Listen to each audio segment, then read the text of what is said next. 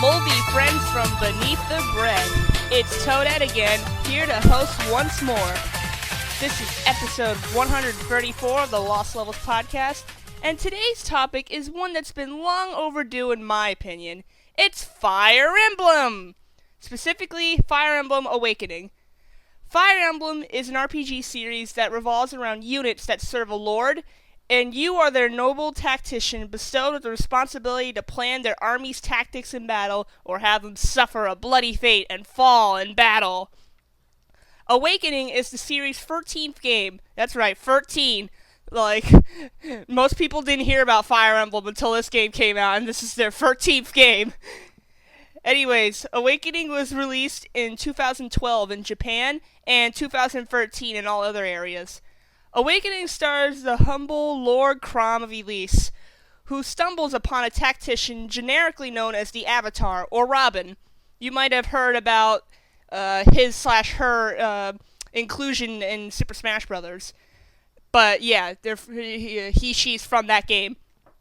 The Avatar/Robin is a character that you can customize yourself, deciding on their name, appearance, voice, moves, and abilities. The main goal of the game is to help Crom, serving as his loyal tactician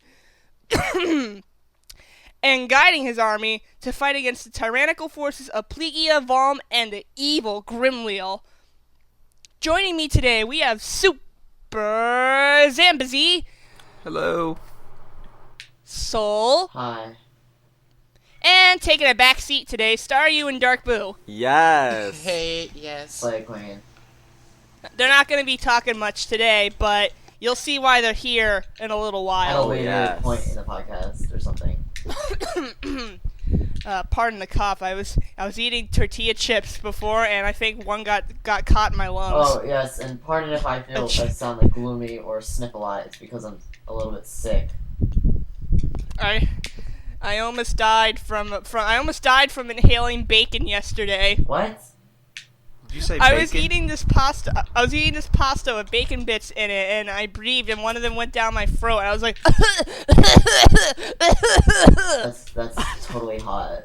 We'll talk more about me dying a little later. Okay. Let's get into the questions. All right, so our first question is, when did you first get the game? What were your first impressions about the game before you started playing it? Soul. I got the game at... I don't have an exact date, of course, but I actually probably got it the most recent out of us three. I got it, like, August-ish, because I was going on a car trip. No, maybe it was July. But I was going on a car trip, and I needed a game to play. So I was like, you know what, I haven't gotten Fire Emblem yet, and I need to play it. So I got it, and it's pretty fun. Did you have any first impressions about the game, Okay. like from what you saw? When I first saw the game, I was like, this game looks stupid, because I'm not a strategy person. And I guess I just never understood the premise of the game, because it is really fun, even though it's simple in its mechanics. There's a lot of, like, immersion that actually goes on within the game, so... my first impressions were just not actually all, like, good within sight, but within playing it, like, for the first 5 minutes, I'm like, this game's pretty cool. Alright. SC, when did you first get the game, and what were your first impressions I got before it. you started playing it? I want to say November of last year. I'm not sure, but I got it late in terms of it came out like way. Actually, it did come out. When did this game come out? Like February of 2015. 2015. Whoa. 2013. Yeah. Okay. Well, then I got it later in the year, at the end of the year. Basically because it was on sale for like $15 new. So that was my reasoning for getting the game. And the only reason I bought it was because I've heard great things about it, specifically from you, Toadette. So you are the reason why I picked it up. And because it was super cheap.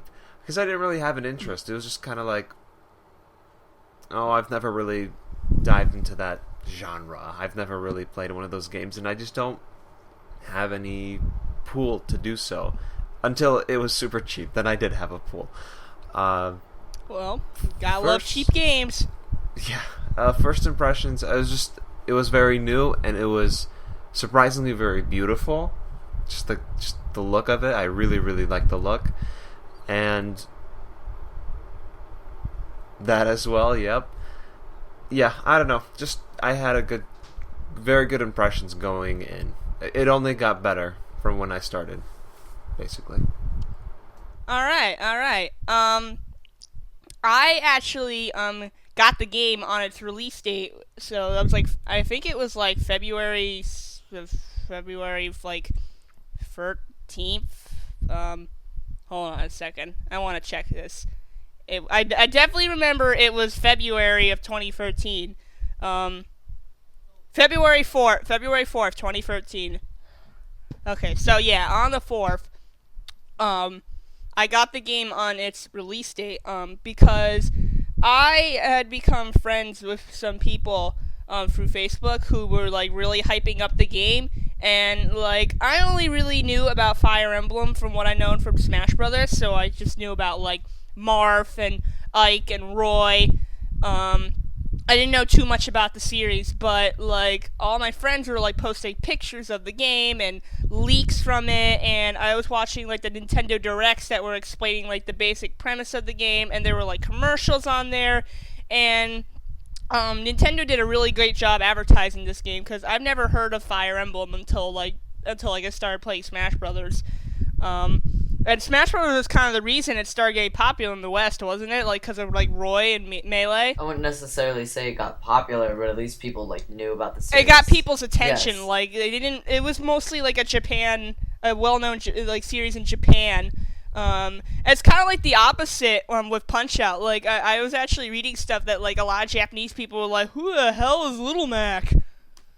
Yeah, it wasn't... I don't think it released in Japan, the Wii version, until later. Like, yeah. People were posting, like, Japanese screenshots of the game and, like, leaks and whatnot, and it just seemed really interesting. So on that, a few days before it released, I was feeling pretty brave. I was like, hey, you know what? I got some extra money lying around. Let's be brave and try a new series. So I believe February 4th was a school day, so I went to GameStop after school, and it turns out that the GameStop I went to didn't have any more copies. Like, I remember when it first came out, there were a lot of, like, shipping errors, and, like, a lot of copies were coming in late, or, like, they were either sold out or something like that. So I was upset, and I went home, and then I remembered the December prior to that, December 2012, I had gotten an eShop card for my birthday, and I hadn't used it yet, so I still had like a whole like $50 on there, and I decided to use that to buy it through the eShop, and that's how I got the game. It was just basically the result of me seeing some some trailers and screenshots and Nintendo Directs about it, and I thought it looked cool, and I decided to play it for myself, and I figured, if I don't like it, it wasn't my eShop card, I didn't have to pay anything for it, I already had the money, so it's no real big loss, but I ended up loving the game. It became like one of my favorite games for the 3DS. So yeah, my first impressions were that I just thought it looked cool, so I decided to be brave and play it, and I definitely don't regret my decision. Yeah. All right. So I would also say that this is probably one of my favorite 3DS games too. It's right up there at the top. I haven't really thought about it, but it's definitely up there. So I'm glad it turned out this way. What would you say, Sol? Is it one of your favorite 3DS games? Okay, I've been wanting, I've been, really realizing that when I use the word favorite, I can't, favorite to me, I think too highly of favorite, because that's, my all-time favorite thing, or my one thing, nothing beats it, but as one of my favorites, I would say so, it to me, it's such an underrated game, and hopefully that they are going to actually make a new game in the series like that, because first of all, I love the characters in it. I know there's probably stuff later on that, so I won't go too further in it, but the game has a lot of almost weird things that you wouldn't expect to see in something like this, but it all works together so nicely. I didn't think I would ever like it, and to be honest, even still with I think you used to say something like it, but like you're usually more the Nintendo person, like with games, even if it's something similar, you don't usually favor towards it. I think I'll be the same thing with this game, or Hyrule Warriors is another example. Like I'm not gonna play Dynasty Warriors, but that game with just a Zelda thing and more Zelda things looks good. This one, like I feel like I wouldn't be using any tactical RPGs unless it were Fire Emblem. So. But I do really like it. Yeah, an interesting fact. Because Fire Emblem was so like little known, Awakening was actually going to be the last game in the series if it didn't sell well, and then it ended up selling like over like 1 million copies in its first few weeks of release.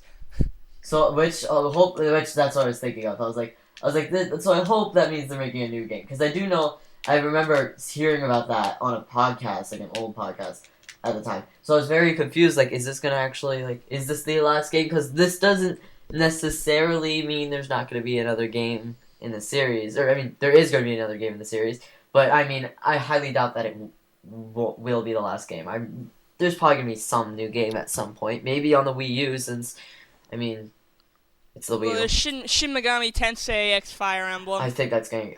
first of all, it's like, they keep saying it's in development, but when did we see that? Like, when was that announced? It was like late 2013. So, and we still haven't and seen... we never saw anything else. Yeah. But that goes back to my point saying they advertised the game really well, at least in the West. All right, so this next question, I think we already pretty much answered that, and it was, have you ever played a Fire Emblem game before? If so, which ones? And I think I can just say that none of us have played a Fire Emblem game before. Yep. Well, the only one I did try was the Sacred Stones one, because I had on the 3DS. Oh, the Ambassador the one you got from the Ambassador program? Yeah, and I never played that. I just tried it. That's as far as it went. I tried it, and I was like, okay. I'm not really sure what's going on here, so I'm just gonna try again later, and I never went back. Are you thinking of going back to it now that you've played Awakening, or is it just too different for you? I actually did go back, and I started playing again, but I didn't get very far. I just kind of stopped. Not because I didn't like it, or because it's different, because it's very similar. It's just, it looks different. Yeah. The older Fire Emblem games are actually like kind of harder than Awakening. At least that's what I hear Fire Emblem veterans saying about it. Like, because it's only been recently in Fire Emblem games that they people who played the game would understand that when you initially start your game, they give you an option to play classic or casual mode, and in Fire Emblem, at least in the original games and not up until recently, you could only play in classic mode, and in classic mode is basically like if a character dies in the game, they're dead forever. Unless if it's like an important character, like the main character, then you get a game over and you get to start over again. But if you play it normally and just one of your characters dies, they're dead forever, just gone. You can't use them ever again. Which, if I played Fire Emblem Awakening like that, I'd have nobody left, because I nearly every battle. Well, you mean you can always reset the level, like, and they'll still be there. It's not like your game programs it so like, they're dead, you can't use them anymore ever again. No, even still, like I don't think especially in the later chapters. I think maybe in the beginning chapters, like maybe like the first 10 or so, that doesn't really happen. But right when you get to like the harbor, not Valm Harbor, the one before you cross the sea, like I had like 4 people die when you had, I think it was. No, that was... I had, like, 4 people die. I'm like, this... Okay, so here's the hard part of the game. And it... I don't think it escalated as badly as it was in that chapter, because that chapter was just so hard. Both the harbor chapters are really difficult for me. But... Yeah. I can agree with that. Or attest to that, sorry. Yeah, and it wasn't until, like, the other Fire Emblem DS game, I think it was Shadow Dragon, that they added the option for a casual mode, and casual mode is basically like if a character dies, like quote dies in battle, they go away and you can't use them for the rest of the chapter, but next chapter you have them back. So it's kind of like they got hurt really badly and retreated, as opposed to classic mode where they just die and you can't, they're gone forever. So, All right. how would that work with characters that are kind of essential to the story? I guess In casual mode. Sorry, the one where if you die, you die. It's the same thing in classic or casual mode. If it's like a main character, then it's a game over.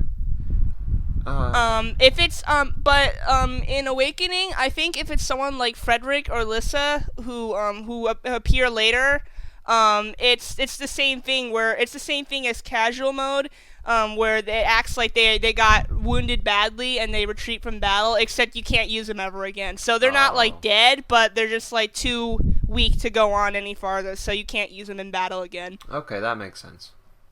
Yeah.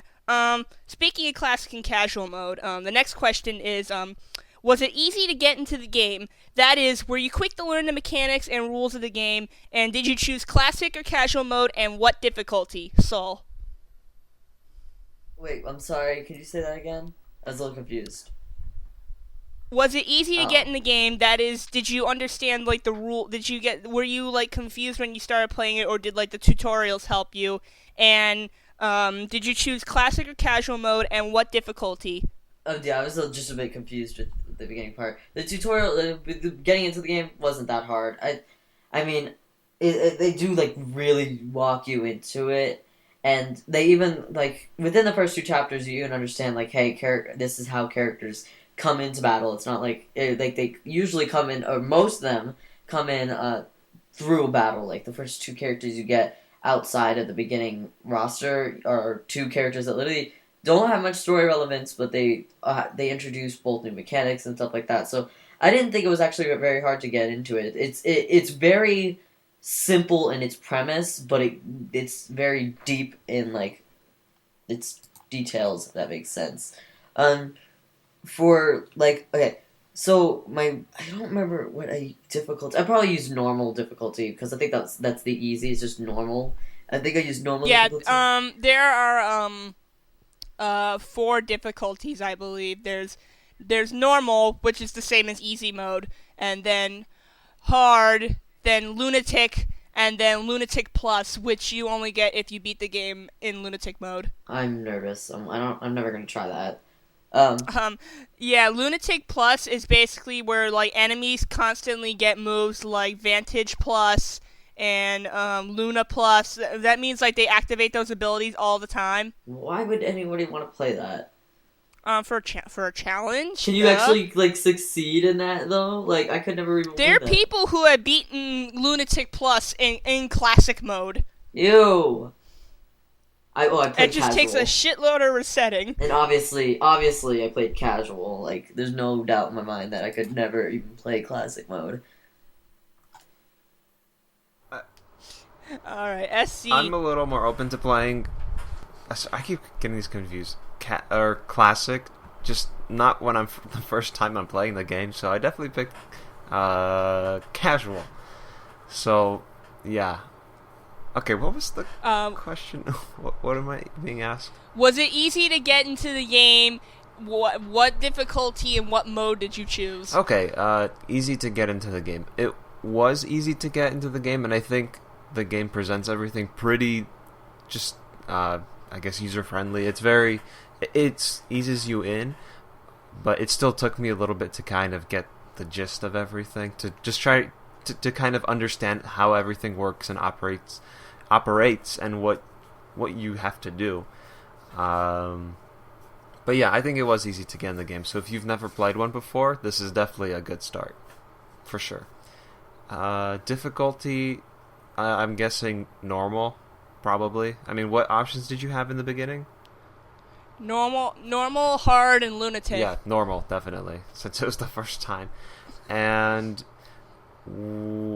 okay, no, you didn't ask what class. Okay, yeah, that's a different question. Yeah.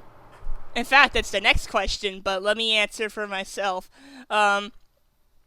Yeah, I was impressed with how easy it was to get to the game, because I was afraid, because I never played a Fire Emblem game before, it would take me forever to actually get like a good grip on the game, because I assumed like most sequels or 13th quels, it would be like, oh, this game should be easy if you played the other games. And I was like, I never play another Fire Emblem game. I'm gonna suck at this game. But no, they got like this in the beginning of the game. They got like this assload of tutorials, and it's not like an annoying sense, but they give you a lot of tutorials, and it's actually like really helpful. Like by the second or third chapter, like I pretty much knew how to play the game. Like I understood like criticals and healing and team up, pairing up, and like switching items and whatnot. Like the only thing that it took me a while to understand is certain abilities and or skills as they call it in the game, and then when in my first file, I kept equipping this Nosferatu tomb on my avatar, and I was upset that she couldn't use it. And then it wasn't until later that I found that only certain classes could use dark tubes. Actually, that's one thing there's a lot of depth with this game, and I feel like if you don't have the wiki up or whatever, like some guide up, then you're gonna be lost with just the different classes and what each one can do and what each one can't. Yeah, that's something that you could that could need some clearing up to, because there's like a whole bunch of classes and different items, and like some classes can only use certain items, and there are some items that are exclusive to classes or characters. But other than that, like playing the actual game, ignoring classes and skills and etc. is actually like really easy to get into, because they give you a helpful amount of helpful tutorials. But yeah, like the rest of you, my first playthrough I did normal casual, because I've never played the game before, so I figured I might as well make it as easy as I can. But then after I beat the initial game, then I made a hard file. I'm thinking of making a lunatic file, but still on casual, because I don't really feel like resetting my game a bunch of times. Since I don't want to try classic mode, because I'm bad at it. I'm good at it for like the Plegia era, but once you get to Valm, like I just have guys dying left and right. Especially since in my hard mode file, I kind of rushed through the game, and I focused everything on my avatar. Like she was already a grandmaster by the first Ferox chapter. Like when you fight the Feroxians in the arena. Oh god. Like she was already that was like chapter 5. Yeah. She was already a grandmaster by then. Yeah. Because I was lucky to get like a master seal for her. Anyways, yeah. I had the same issue with my game, because I would keep leveling up the same people, and then I'd have characters who are like 10 levels down, and I had to just drop a bunch of people because they were just dragging me behind. Like yeah, in Fire Emblem, it's important to not. I mean, sometimes you want to, but overall, you shouldn't focus. Even if you have a really strong character, this especially happens a lot with Frederick. Oh god.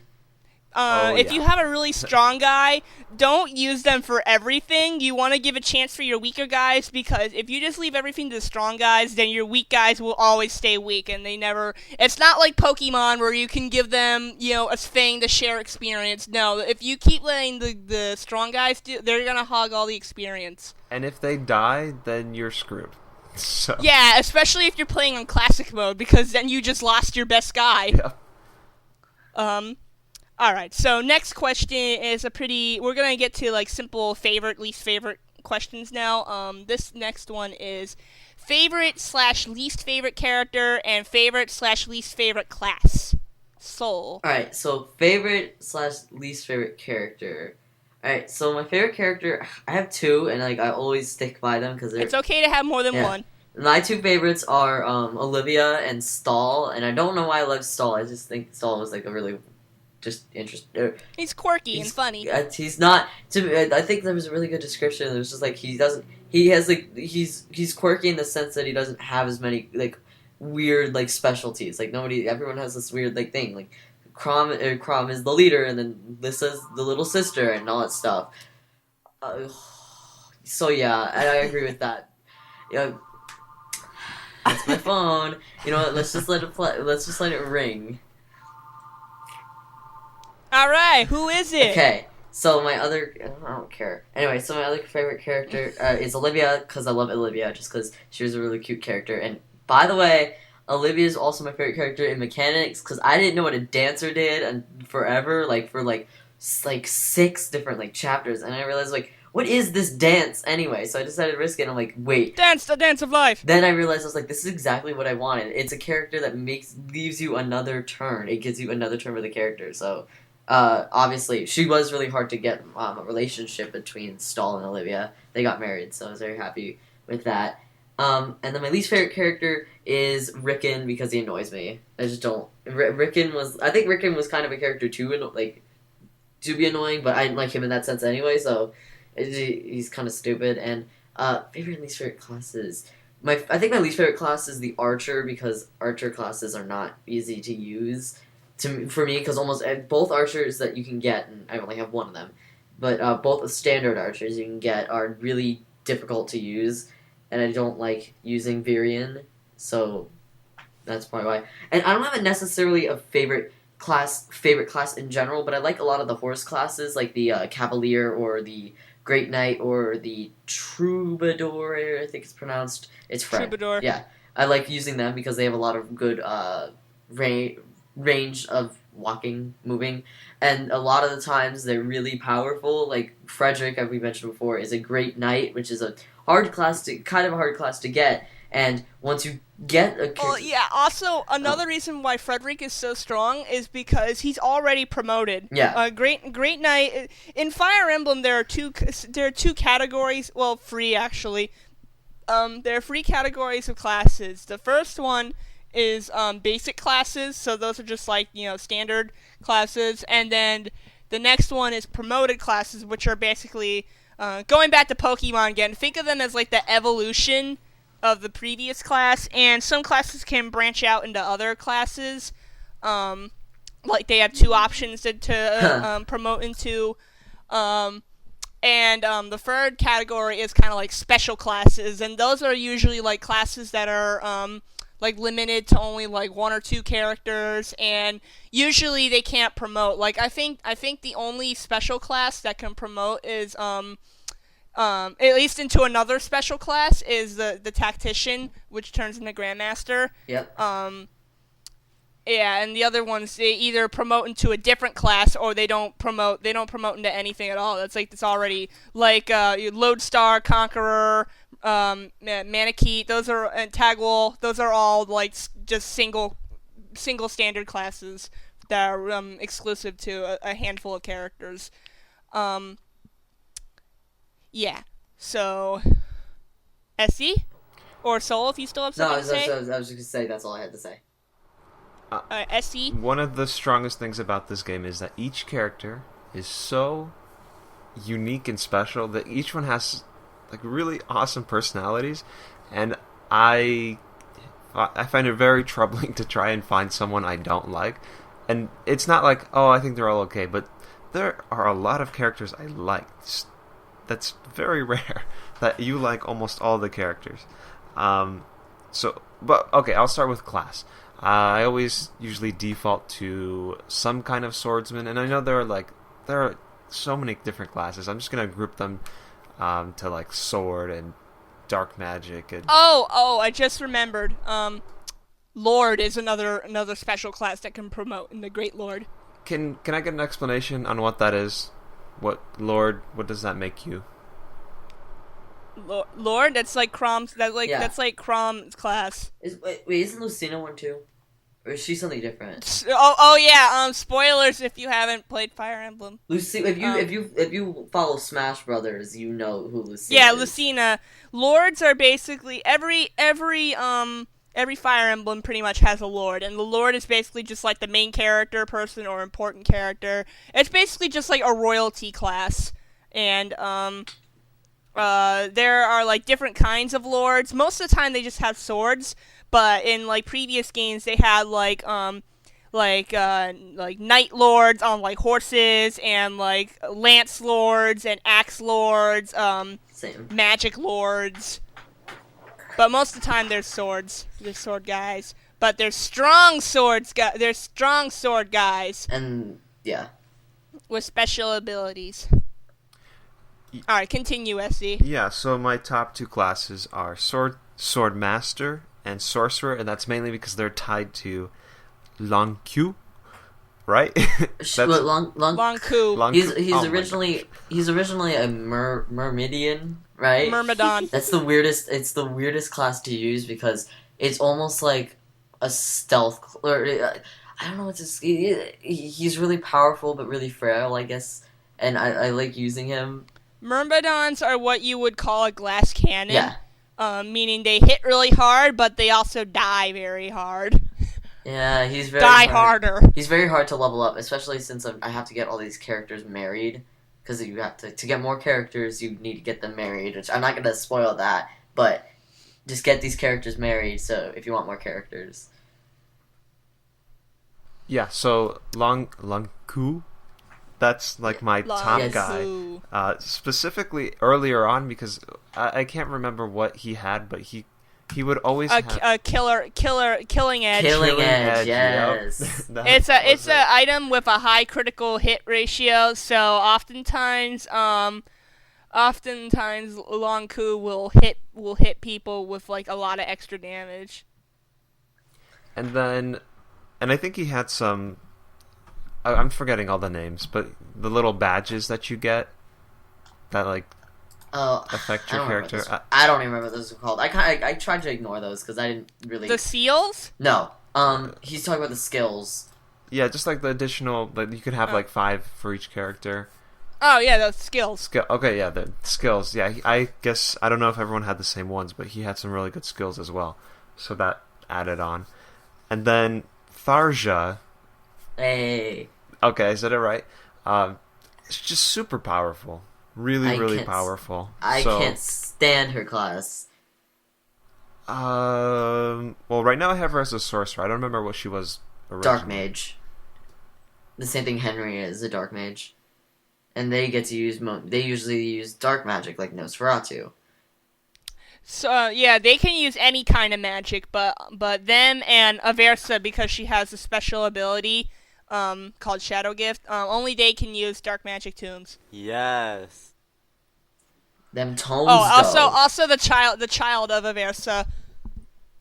Oh, she's my favorite character. Aversa or the child?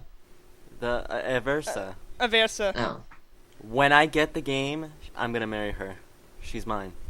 Alright. Oh, that means you get 2 kids. Spoiler. No, just one. Wait, I thought Aversa has a kid.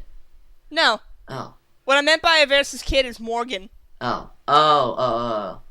Yeah, a lot of the only character. There's only like a handful of characters that actually give you like another kid.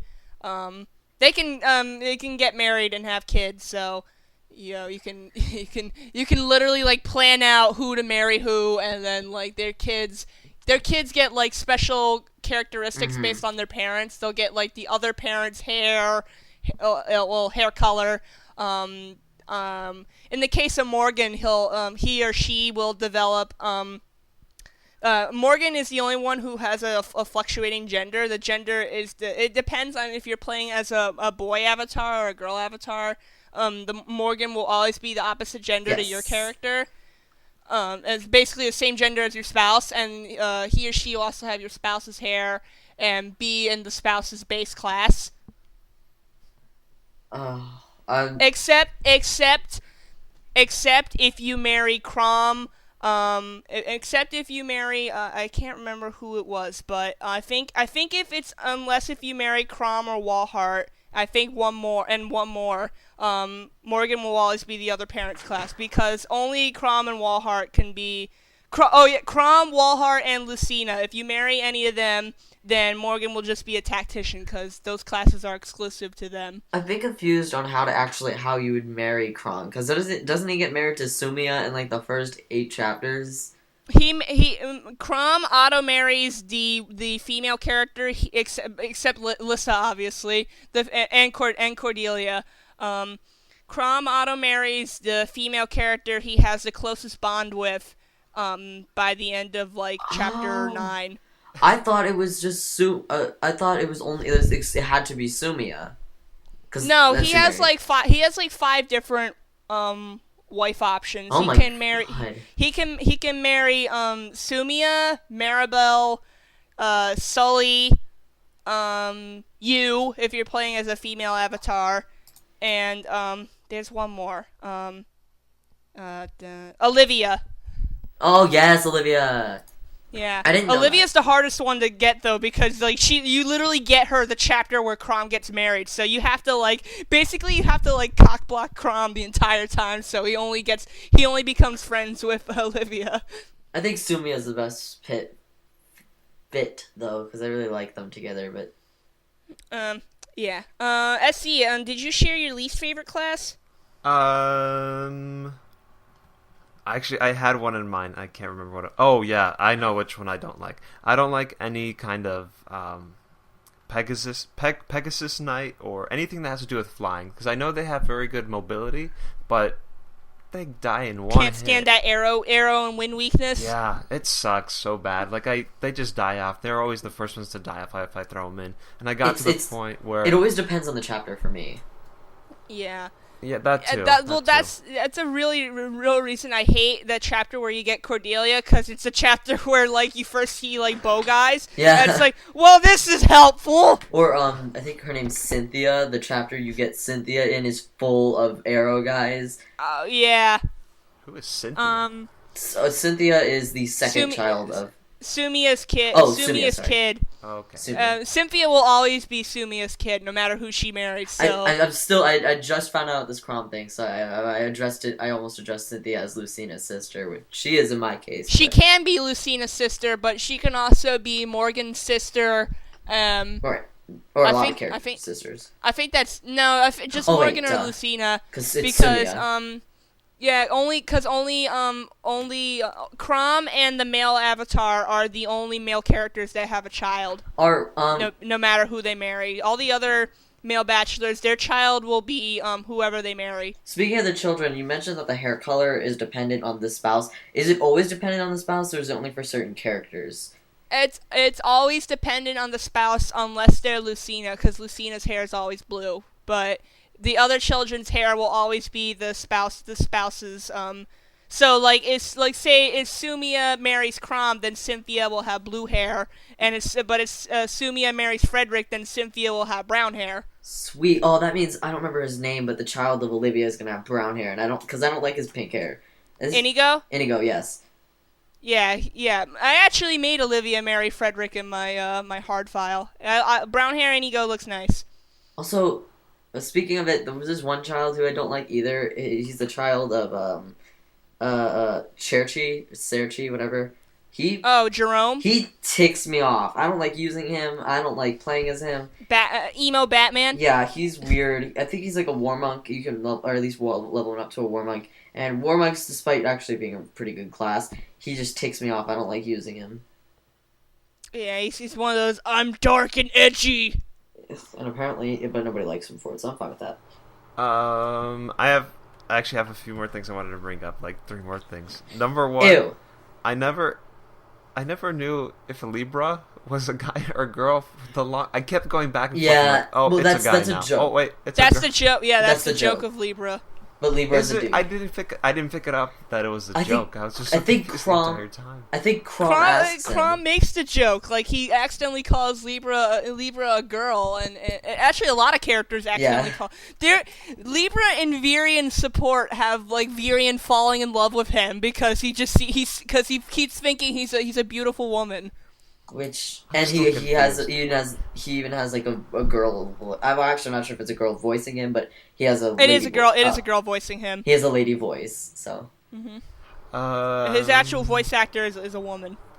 Next thing, this is actually I think my favorite character out of everyone is Anna, because everything she says about the shot, it works so well, and it's so funny every single time. The chapter you get her in, and the chapter before that, because it's actually 2 chapters to get her.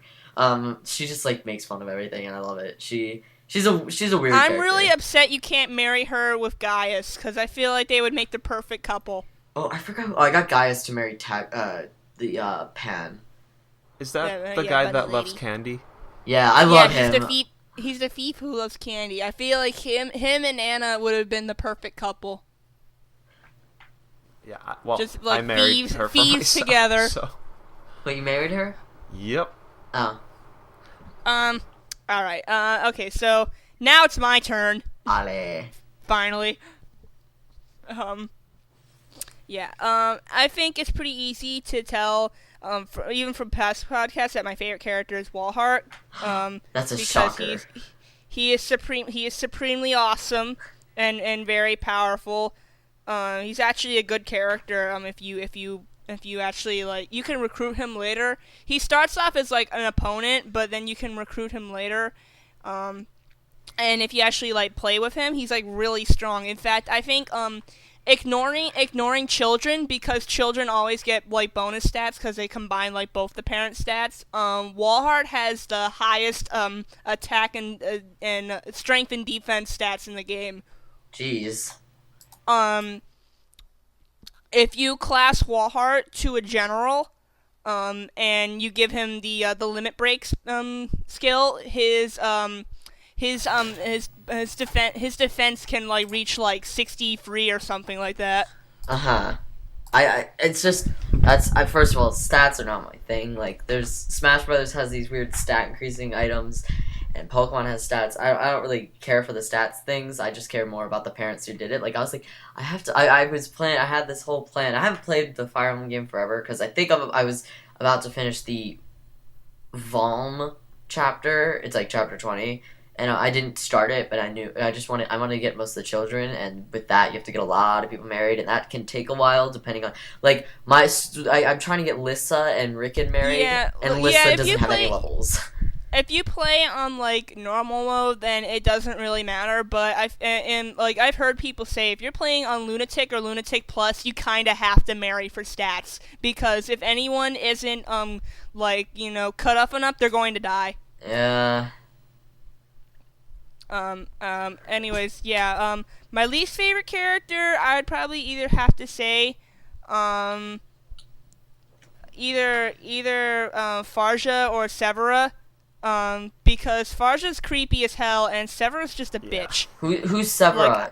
Whose kid is that? Cordelia's daughter. Oh, I don't even have her. Cordelia, I don't really like, yeah. Yeah, I also don't like Cordelia. Cordelia herself is fine, but I don't really like her, oh, I'm obsessed with Chrom thing. It was, funny, but, the fact that she's still obsessed over Chrom even after she gets married is kind of just, weird. Yeah. Yeah, but her daughter is, one of those tsundere types, and I really hate tsundere. It's just, she's, rude, and it's just, she's such a bitch. Oh. What's the next question? Yeah, as for classes. Oh. Were you saying next question? No, I said what's the next question. No, I'm not done. I didn't know you were Let not me finish. done. I apologize. I'm the host. I retort it. He's known to try to steal the spotlight. I was not trying to steal it. Well, you can host the next podcast, No, I was just asking. Are we? All right. Okay. All right. Least favorite and least favorite class. I'll start with least favorite. My least favorite class, just like you guys said, I don't like the archers, and I really hate the Pegasus Knights because they're just archers are really useless, especially since they can only attack from 2 squares behind, and once you're playing in the later levels, that's not helpful at all, because you either want an attack where you can attack from 1 or 2 squares, or you just want an attack where you can attack from 1 square, because if you're an archer, you can only attack from two spaces away, and then somebody could easily just come in front of you and then attack you, and you don't have any counter to them because you can't attack from 1 square. Yeah. And for the Pegasus Knights, it's the same reason as SE said. Their weaknesses are really common in the game. If you're actually playing against someone, they're pretty good because only really wind magic would be your enemy, because barely anyone uses archers. But in the actual game, they show up a lot, and basically it's just death zone for them. Wyvern Riders, they're a different story. They're more bulky than Griffin Rider's pretty useless too. I don't see anybody use those. I haven't even got one of those. Yeah. Well, yeah. There's no single character who's a Griffin Rider by default. I know. I've had the opportunity to level them up, but I've leveled them up to different. Yeah, people. it's just, and you can only use one weapon anyway, so it's useless. But yeah, Wyvern Riders I appreciate more than than Pegasus Knights because they're really strong and really bulky, and the arrows they still have the arrow and wind weakness, but it's really only wind because of they have really bad resistance. But I mean, there is an easy way to solve this problem. There is a DLC chapter that gives you a special skill called IOT Shield, and if you give that to a flying character, it removes all their weaknesses. It's essentially like Walhart's Conquest ability, but for flying units. Huh. Oh yeah, that's another thing that's cool about Walhart. His special ability, it's only exclusive to him and his son if you marry him. It's called Conquest, and it removes all his weaknesses. So that's pretty cool. And my favorite class would have to be the sorcerer, because I love magic people. I love dark magic people even more. And even though the sorcerer outfit looks really skimpy, especially on female characters, I mean, I always thought it was kind of cool. And I just really like dark magic guys. I'm upset that Shadow, even though Aversa is cool and all, I'm upset that Shadow Gift's really only exclusive to her, because I would have loved to have given Shadow Gift to my Morgan. So my Morgan's a Dread Fighter, and I thought it would have been awesome if he could use dark magic like his mom. Whew, my throat hurts. Let's move on to the next question. The next question: are you happy now, Soul? It's okay. Are you happy? Yeah, that wasn't what I was getting at, but okay. Okay, alright, okay. Next question. This is another favorites question.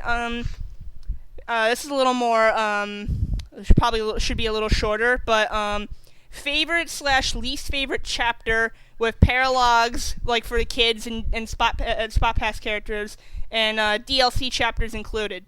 Soul? Well, I don't have any of the DLC chapters, but my favorite chapter, I still haven't gotten past the entire game just because I really didn't really want to try, because I was I'm kind of actually nervous on what's going back yet. So yeah, I want to get all the kids, and I pretty much should just give up on the kids because I only have 4 of them. But my favorite chapter is the shoot. It's the one with the ships. Because that one's kind of fun. It's a little hard, but it's not as long as it should be. So I kind of like that one. My least favorite chapter is the one where you get Brady, because that chapter is really hard. Even on normal, to me, it's just so hard. I think maybe I should come back to it at a later point, because I haven't even gotten that close to the end of the game. But this one, there are enemies coming from 4. Actually, there's another one that's very hard, the Tiki one, which is a similar mission.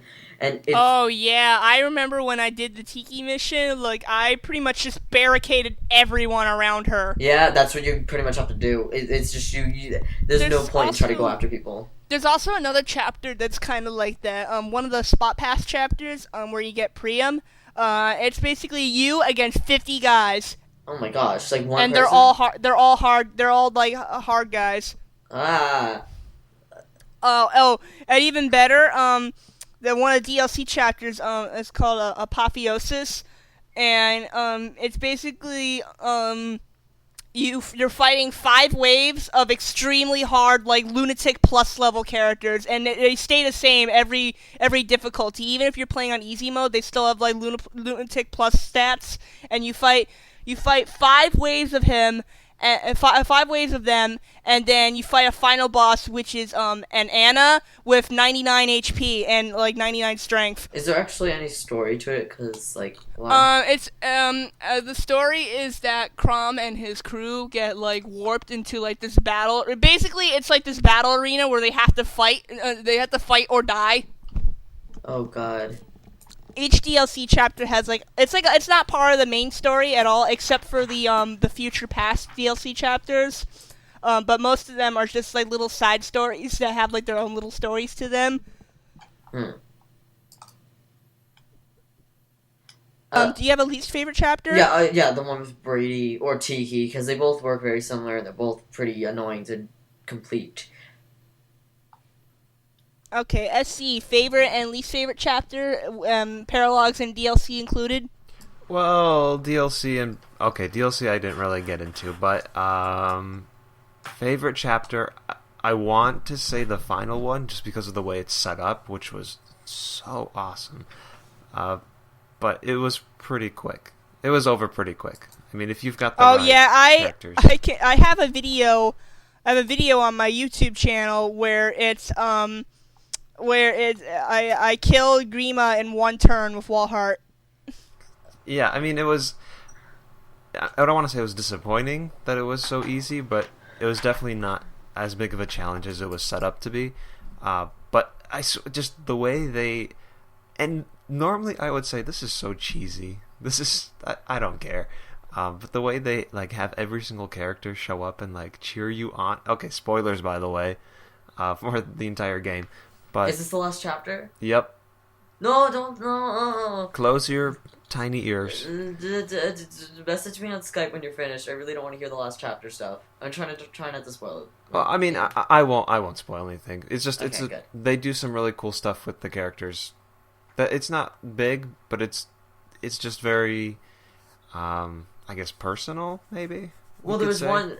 If you're suggesting there's one chapter, or it's like the end of the first land. I don't remember what it's called. It starts with the P. That land, the dude who... Plegia? Plegia, yeah. Plegia, well.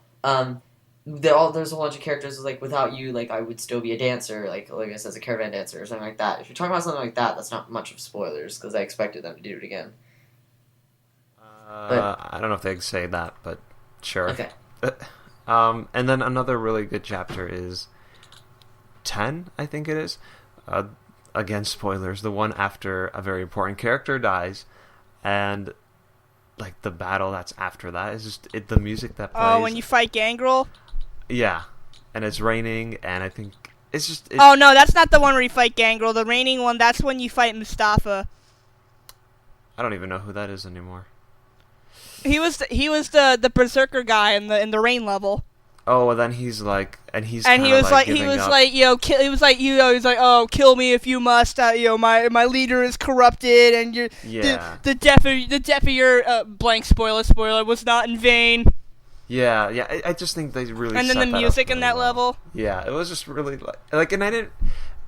That person dying was kind of meh. I mean, it was sad, but it wasn't I was not attached to that character. But the way they did the following battle was really, really well done. So, probably my favorite. And least favorite, I just can't... I don't know. I'm going to wait and see what else you have to say, because I'm trying to think what could be my least favorite. Well, which one gave you the most difficulty? I'm trying to... I played this a while ago. And the way I played half the game, and then I didn't play for several months, and then I played a little bit more, and then I didn't play it for a few more months. So it's kind of scattered. SC forever to finish the game. It did. Same though. Literally. Yeah. So you don't have a least favorite level?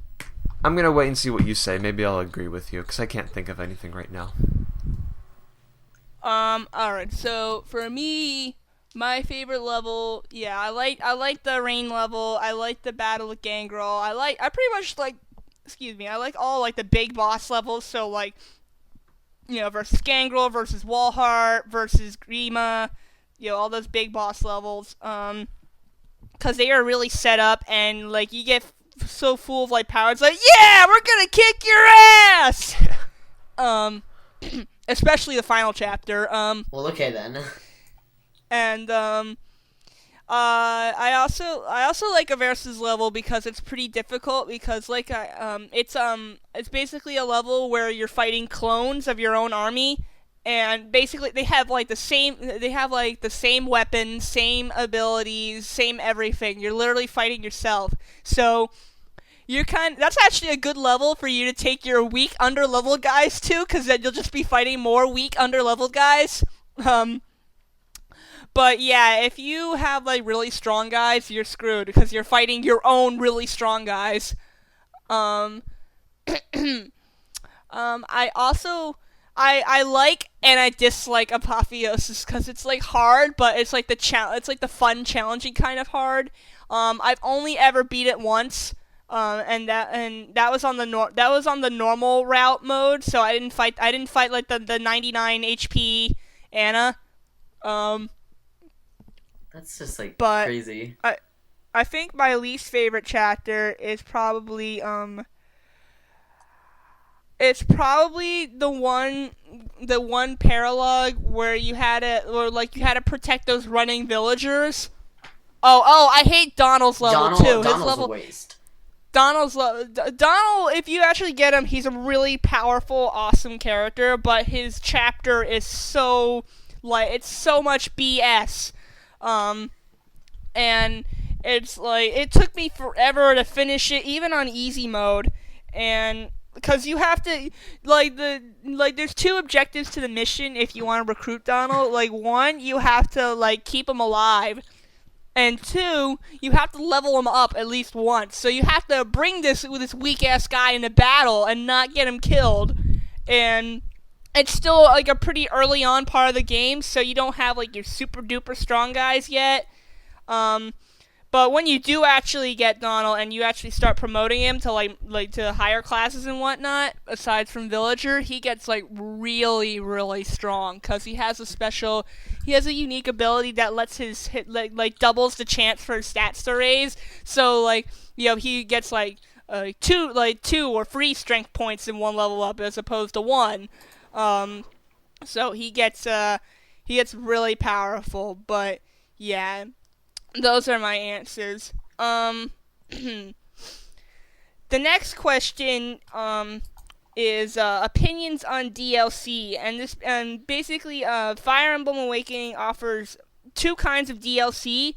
One of them is free spot pass chapters where you basically recruit various characters from the game, and those when the game first came out, those came out at certain times. So they came out a week, 2 weeks after release. But now, since all of them have been released, if you just get say you get the game now or start a new file, they're all there from the start.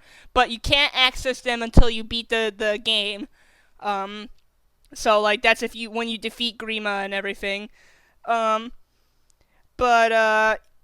So there's also paid DLC though, where you can actually buy money and you buy these extra chapters that are unlimitedly unplayable. You can play them for whatever you want. One of them offers extra. One of them is a level where you can get a lot of money. Another is where you can get a bunch of experience points. One is where you can get a bunch of exclusive and rare weapons. And then a bunch of others are challenge levels where you can either recruit special DLC characters or just put yourself in a really hard level for the challenge. So yeah, how do you think they did with DLC? Do you think it was unnecessary, or do you think it was fun? They should add it in future Fire Emblem games. What do you think? So. Well, okay, first, DLC I never got in. I don't think I ever will, but I know it is really cool. A lot of the DLC chapters have you unlock characters from previous games like Marth or there's Marth and Ike, and there's Katarina and there's Celica and other characters who I don't know necessarily off the top of my head. But that's a pretty cool idea, especially since heck, people, if you're a Fire Emblem fan of the series, you would know these characters, or characters like Ike, Roy, and Marth you recognize from Super Smash Brothers. But I think they're gonna have them in the next game if they have a next game.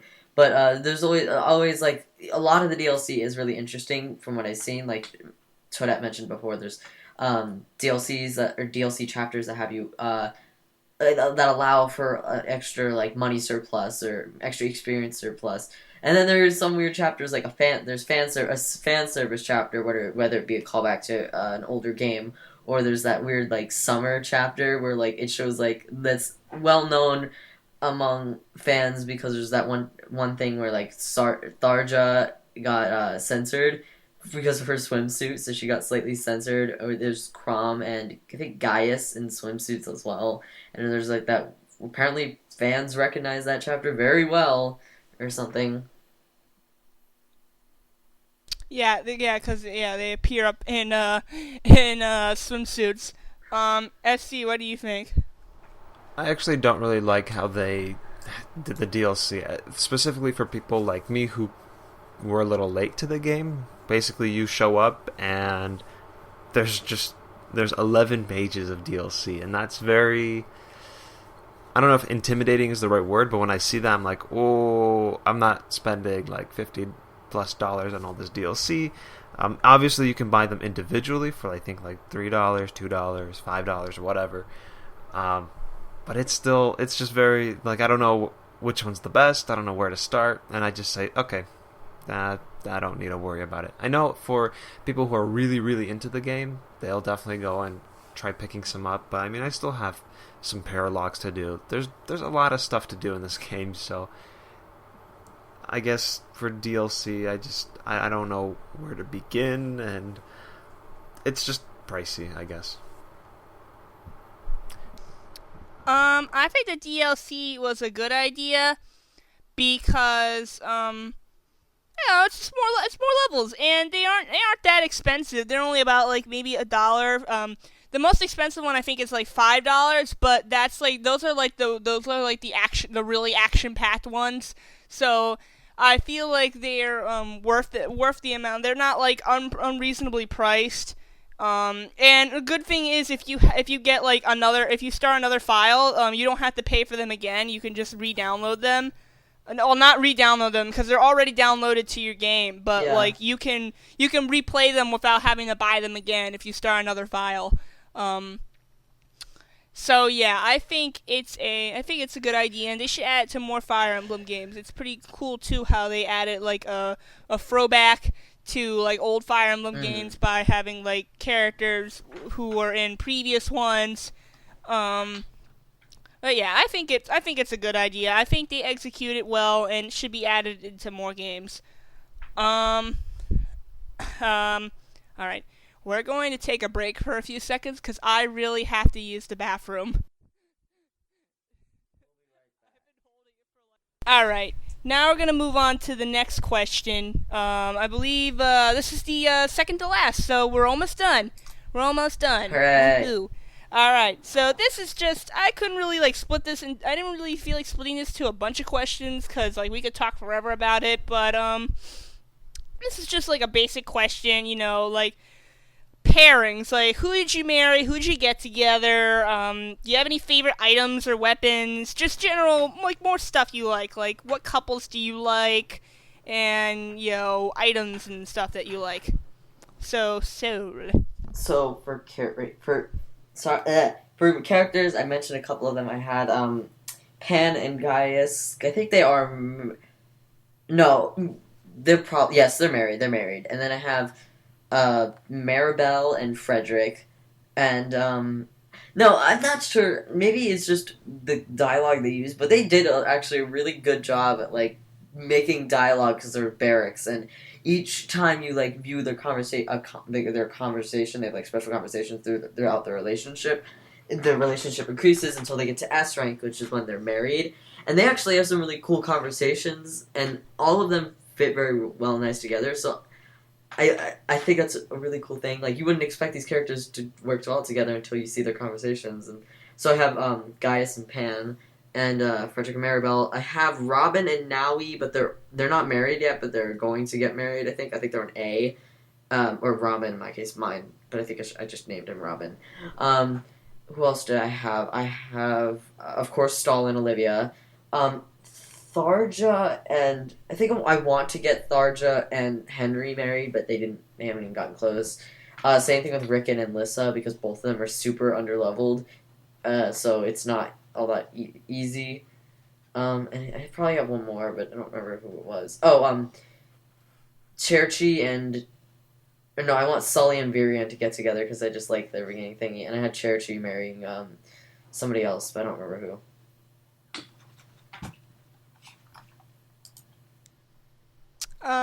So yeah, are there any items you like weapons and whatnot? Oh, there's items too. Not really. It's just whatever item that uses. I do like the killing edge, like as Z mentioned, but All right. SC pairings, favorite items if you want to share. Yeah, so the default one, Crom and Sully, I didn't really like Sully, so of course I ended up marrying her.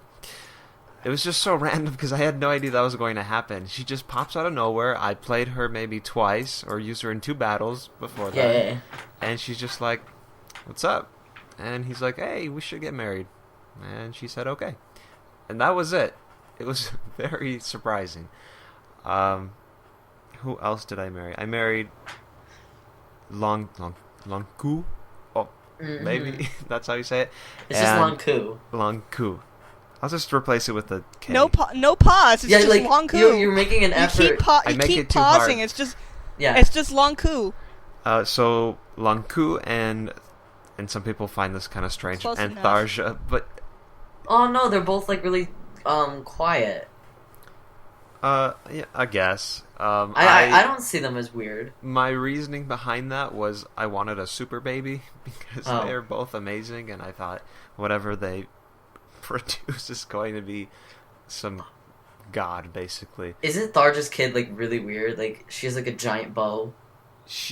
I don't know about giant bow, but she's. Let me see what her name is. It's She's bipolar. She's bipolar. Yeah, that's oh the god. thing. Calm one Yeah, second, like- the next she's screaming, all caps. Yeah, she's basically like, oh, I don't know about this. Oh Nor. And then when you make like a critical her, she's like blood and thunder. Wait, what? Yep, that's her. That's an amazing character. Oh my god, wait. I'm looking at her quotes. One of hers is like when she goes on a vent tile, like she waits down, and her event tile is, "I snuck in some practice. Now who dares face me?" I love that. Yeah, that's Farja's kid. Um, Too bad I don't like Farja, so I'll never get her. And I already mentioned this, myself with Anna, and then you get Morgan. So I don't know. I don't think I married anybody else. Now that I think about it.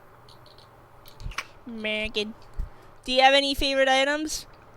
Killing Edge for obvious reasons, and again, this ties just back to Lanku and Tharja just being amazing at everything.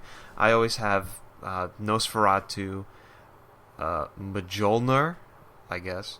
Molnir? Oh my gosh, yes. Isn't that It's Thor's hey, okay, I hammer? can't. Nobody can tease you for getting that wrong. It's Norse. There's Yeah, an that's- O with 2 dots above it, so give me a break, people. Isn't that like Thor's Umlaut. hammer?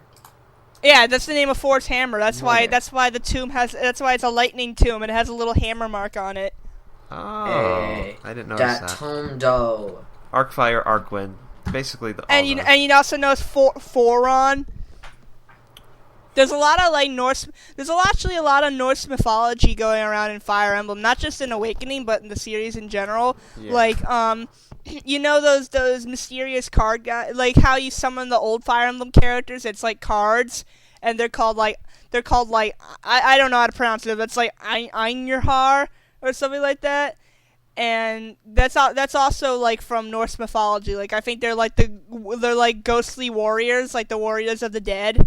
And I don't understand how anyone but me caught this, but Walhart's name is like a direct reference to Valhalla. Because in Japan he's called Walhart. Valhart, like with a V. He's called Valhalla, like Valhalla. Oh my gosh, she is. Mhm. Do they have it in the trivia on the wiki? I'm checking right now. So. I don't think it's not really trivia because it's Oh, not no. because like the Norse mythology thing isn't really like a trivia for Fire Emblem. It's like in every Fire Emblem game from what I've seen. It's not in the trivia. You're right. I also like the sword that Crom and Lucina have because it never breaks. Falcon or something like Yeah. that. For some reason, I found it not as good. Like it wouldn't because certain weapons are good against other weapons, or they do more damage. But for some reason, early in the game, like Falcon doesn't do as much damage as other weapons.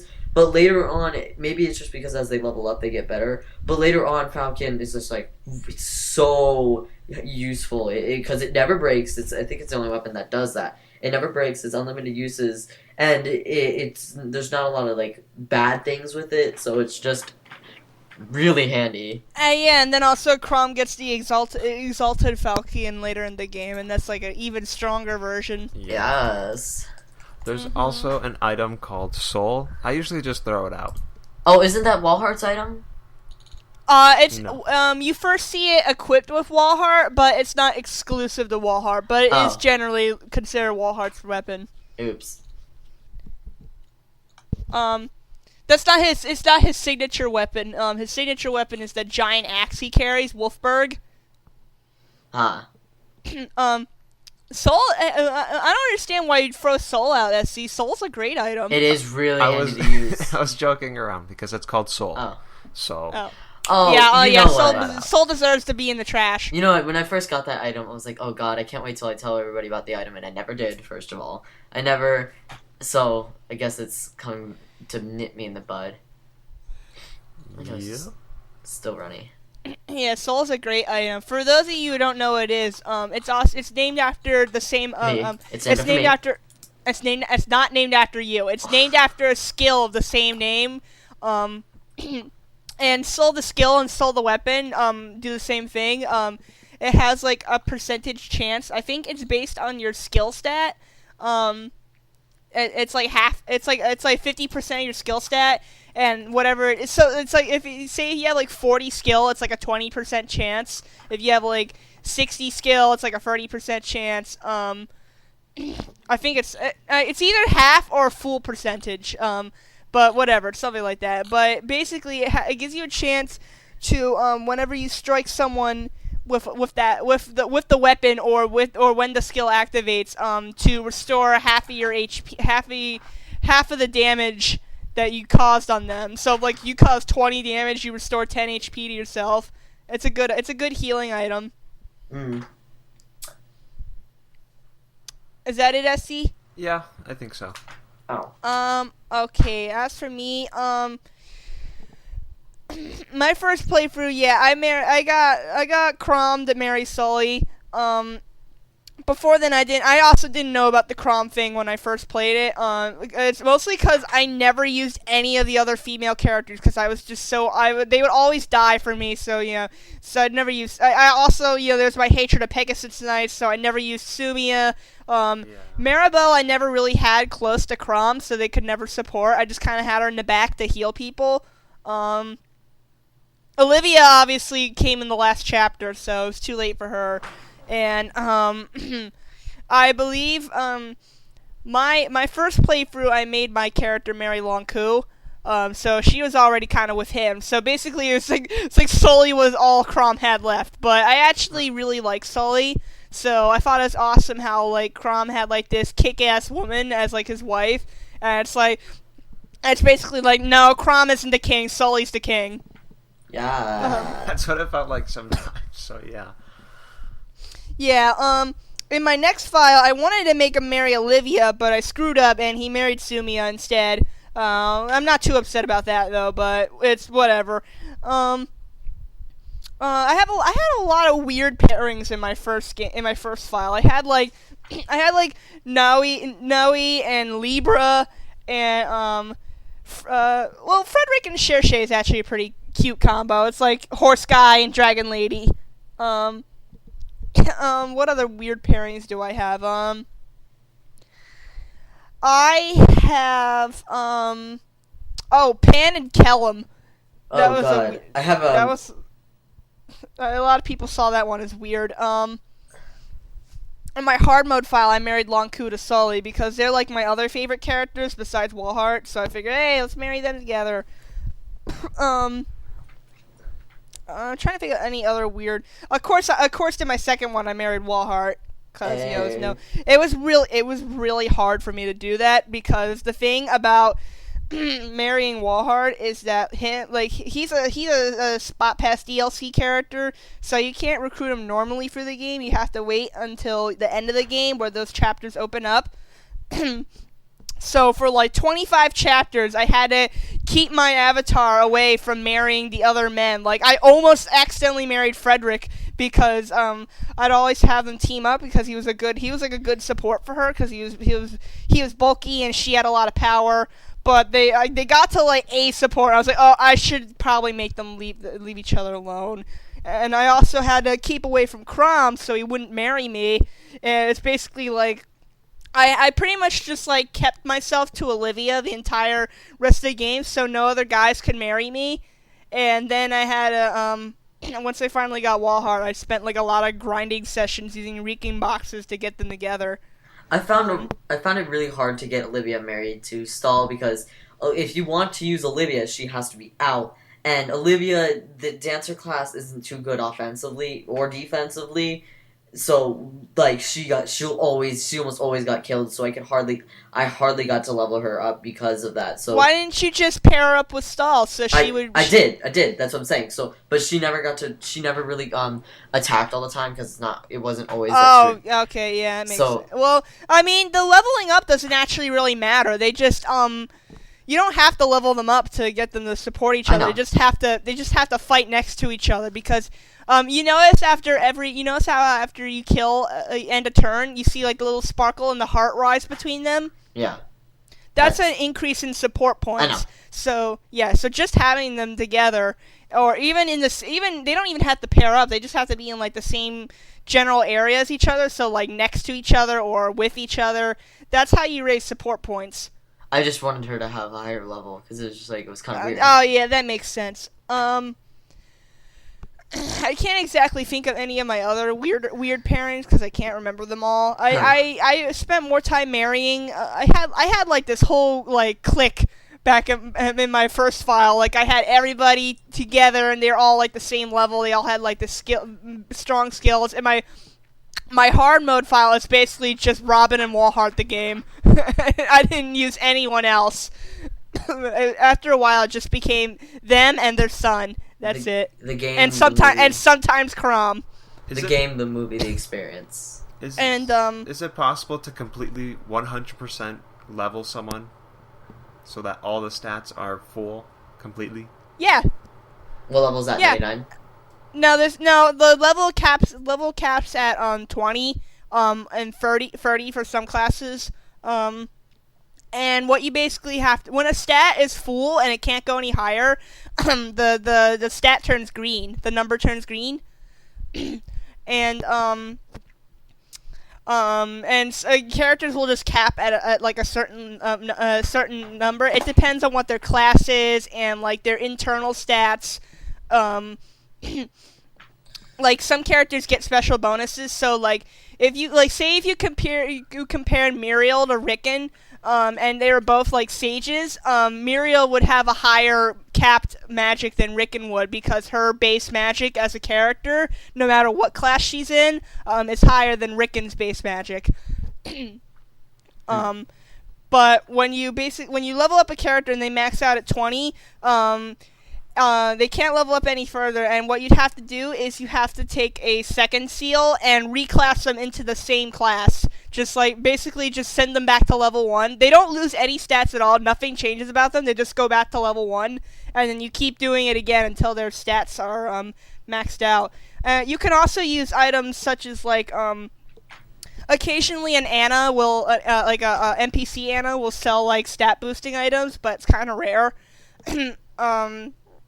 And there's also a DLC that gives you a special skill called Limit Break, which raises all your max stats to 10 by 10. So like say if Crom's maximum strength was like 47, giving him a limit breaker would allow him to cap at 57. Hey. So yeah, when a stat is capped and can't go any farther, the number turns green. So that's how you know you finished that stat. And it gets a lot harder over time because every character has like an internal percentage on how often a stat will rise. So you probably have had some of those level ups where nothing changes. They don't get any stats. I think And that's that's happened because once. Yeah, because a character will have like a higher percentage in a stat that they're specialized in. So like, like Muriel would be more focused on magic, so it'd be really hard for her strength to go up because her strength has probably like I don't know like a 30% chance of level up. So like most of the time it'll just be her magic that increases and not her her strength. Yeah. But yeah, it's just basically you can like wiki stuff on that, and there's a website called serenesforest.net that has like a lot of great helpful like it really breaks down the math in Fire Emblem for you and makes it easy to understand. I never shared my favorite weapons.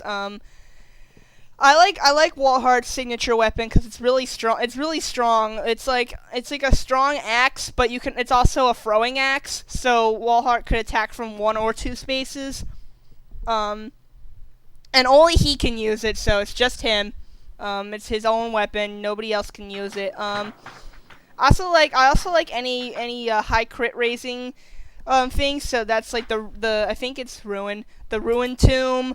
Or Killing Edge. I love Aversa's Knight. It's like a much more powerful version of Nosferatu. And I also like I forgot what I think it was called Naga's Light or something like that. It was like the one like light blue tomb, and it's like the only light magic in the entire game. But it looks really. I don't really use it too much, but it looks really pretty.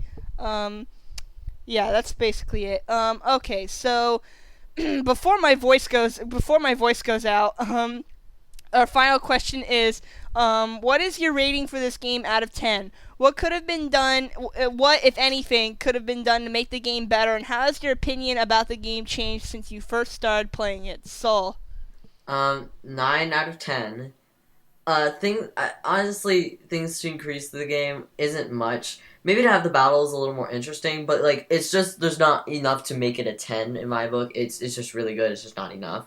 Other than for like other things, my opinion hasn't really. Obviously, my opinion has changed from before playing it to now because I didn't really think it'd be too much of a game. But since you kept raving about it, I had no other games to play. I was like, you know what, I'm gonna give this game a chance, and I did give it a chance, and you should too. It is a really fun game to play. So I guess it has changed. SC. As I played, it only got better. So that's a really good thing. Most games don't. Oh, some games do that, but that's not very often. Where the more I play, the more I love it. And I continue to love it more and more and more. So looking specifically at certain aspects, gameplay, excellent. Characters, excellent. Graphics, excellent. Story, good. Some of the stories kind of like it's just kind of Cliche, yeah, definitely. There are parts where there's not much going on, or you feel like things are being repeated, or why is this even happening, or you just simply don't care at times. So I mean, the story is not as engaging as I'd like it to be. I'm a lot more interested in the characters in this game than the actual story. But yeah, I think that's my main issue is story. So I would probably give it a 9 out of 10. Hey. And these ratings are just based on just now. I don't give them too much thought, so don't quote me on this. Yeah, I'd give it an 8 out of 10 because it's a really fun game and I really loved it, but now I'm kind of like, yeah, it's been a long time. I finished the game a long time ago, and and it's the hype's all died down, and so I'm kind of more critical of the game now, and I agree with SC that at times the story is kind of just like, eh. I mean, I really like the Oh god, I can't. My throat hurts so much. A lot of times I really preferred like the characterization between the villains, especially between Valadar and the Avatar. And I think my biggest complaint is that even though the characters are great, a lot of the other characters seem kind of rushed. Like the Spot Pass and DLC characters, like they don't really have much story to them, and you can't really do much of them. Like literally, like their only marriage options are the Avatar, and their only support options are with the Avatar, and maybe like one other character. So I hope like next game they do something like that. I think it would be nice if they gave like the other character, like the extra characters, some more love. Alright, so that was our topic. It was Fire Emblem Awakening, and it's obvious that we all like it. And Yes. even though I complained about the story and the blah blah blah, it's a really fun game, and if you haven't gotten it yet, I highly recommend that you get it, even if you're not a fan of the series or have never played a game in it, because neither of us have either, and we all love the game. So Yeah. it's a really great introduction to the series. And it's just fun, you know. And if you have played the game, feel free to share your thoughts in the comments. Maybe even answer some of our questions, like who's your favorite character, what class do you like to use, chapters, and etc. All right, so now we're going to be moving on to what have you been doing. And I think we should let Staryu and Boo go first, because that's pretty much the whole reason to join the podcast, was to talk about what they have been doing, because it's really important. So, Staryu. Oh, I thought we were doing news first. News? Who cares about the news? Oh, alright. Okay, then. So, hey, guys. It's just Smash Brothers came out. I think that's really the only major news. Yeah. Oh, and the actual demo, the demo for those of you who didn't get a Club Nintendo code, that's out now too. But And you that's only get pretty it for much 30 just times. it. Oh yeah. Oh, and Sakurai confirmed he's gonna continue Pick of the Day until the Wii U release, I think. I think so, yeah. Yeah. So it's just mostly Smash Brothers stuff. That's it. Nothing really else happened. Alright, so, hey everybody, it is SpiderStaryu, you know. I was silent because I was locked in a cage and I was not allowed to speak, so. But actually, no, seriously, I want to join this podcast because I want to talk about Metroid Prime, because I don't know. Let's just say we don't know what's happening with the Metroid Prime podcast yet, so I just want to mention some things because I've been playing it, and it's all thanks to you guys making me play this freaking Metroid Prime, stuff. So I've been playing it, and you know, I oh my god, let's start with this. When I was younger, I really loved the Metroid Prime games, but I don't know if I just don't have the patience anymore as I've gotten older. But I just can't deal with this game now. I've just been getting crazy. I'm just like, oh, what do I have to do? What do I have to do? I'm literally looking at videos on a walkthrough on what to do. It's so embarrassing. I'm like, okay, let me see what this guy is doing. He's doing this. Oh, he's doing that. He's getting this. He's scanning that. I'm like, oh, okay. Then I'll do that too. Because if I don't look that up, I don't have a clue on what to do. Because I don't remember anything from when I played it in the past. So, I've been playing Metroid Prime. Well, let me see. Which boss am I on? Oh my god, I'm really so early in the game. Which boss? Boss. Flagra. It's Flaahgra. I guess that's Flagra or Flagra. I don't know how you pronounce it. I'll Flagra! post it here in the comments. You guys tell me what you think it is. I think it's Flagra. Flagra. Fancy. And I failed the first time, so I was mad as hell. And I couldn't deal with that because I was literally like at the end, okay, I hit Flagra twice. And after that, I died because I wasn't freaking locking onto him or her. Or it could be it, because it's a hermaphrodite. So I was getting crazy with all this stuff, so I had to do it all over again the second time. And I did it, thankfully. Alright, but this whole ruins thing, I just couldn't deal with it because it was just so much poisonous water and stuff that was just really getting on my freaking nerves. Alright, and I was just, when I finally beat the boss, I was like, thank Lord Jesus Christ Almighty in heaven. Because I just could not deal with this boss anymore, and I couldn't deal with this whole area, and I hope I don't have to go back, but I think you have to go back later on, so, oh my god. But I just wanted to mention that I've been playing Metroid Prime, so, you know, it was just, you know, why don't you guys tell, I know this is a Fire Emblem podcast, and answer the Fire Emblem questions in the comments, but, like, also, if you have been playing Metroid Prime, why don't you tell us, like, where you're at? No, not in this post. Like, did we have a Video Game Lodge post? Yeah. We had a Video Game Lodge post. Post there and tell us where you're at and stuff, because I want to know, because I'm going to keep going until I beat the game, so that might be months, like a month or weeks on, but I'm just saying, I've been getting too frustrated. I've been mad as hell. I don't know about Boo, because Boo, I bet Boo's mad as hell too with Metroid Prime, but oh, goodness. I haven't played it. Whoops. What? Right. Really? Yeah, I haven't played it. You don't have too long till you have to get close to completing it. It's a long I'm game. I'm not going to complete it. I'm not going to play it. I'm probably not going to play it. Have you ever played it? I think you would have liked Nope. it. Remember, audience, you were the one that voted for Metroid Prime, the least exciting and accessible game for all of us. You know, if Please you do just choose join that. Metroid Fusion or Metroid Super Metroid, then we could have just played it on the Virtual Console or whatever else. But no, you had to pick Metroid Prime, so I know best believe most of you all better be playing that game.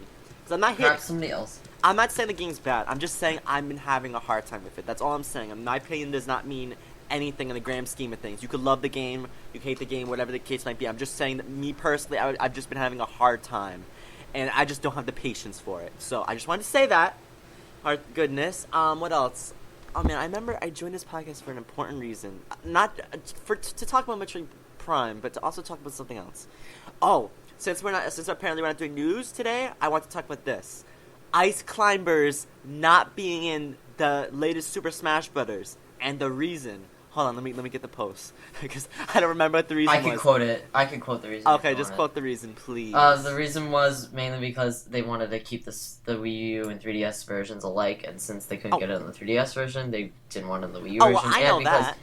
And then they just decided not to put them in the Wii U version because they thought it would be acceptable since they haven't had a game in forever. They decided, like, you know what? They weren't a high priority. Yeah, but it kind of was for everybody else, so I'm expecting them to come as DLC for the Wii U, since it was, like, fan outcry to have them. Yeah, I mean, not return. People say, like, oh, no one cares, but the fact that people are actually posting about this and stuff, that means that people do care, so... Yeah. People do care about the Ice Climbers. I'm tired of people being like, oh, the Ice Climbers suck, or all this bullcrap, please. Take that crap and just throw it out the window, because I can't deal with it. But I really hope that there is DLC for the Wii U at least, because, you know, I was really disappointed to hear this, because I'm not disappointed with the game or anything, because, oh my god, I feel like I'm being really negative right now. I just went from Metroid Prime to Ice Climbers, but no, I'm not being negative. I'm not saying the game's bad or whatever, but I'm just kind of disappointed that instead of... Wait, what am I trying to say? Instead of just putting them in one game, they decided to not include them because they were having trouble, because... Basically, this whole Smash Brothers, it has to be dependent on the 3DS's capabilities, the 3DS's limited hardware. Alright? Some things can't be included in both because they want things to be the same. Like with the characters, and I think that's kind of silly. I don't know. Well, I think it's limited to the... Maybe not limited, but it's just it's basically the characters that are the same. I mean, stages will be different. Everything else should be different, for the most part. It's just the characters that are kind of held back.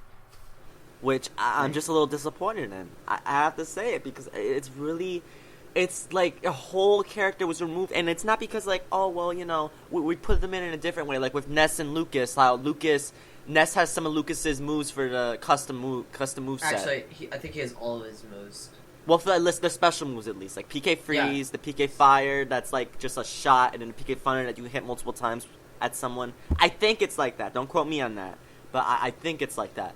But I think Fox also has like a couple of Wolf's properties in as custom moves. Like certain of his moves have Wolf properties.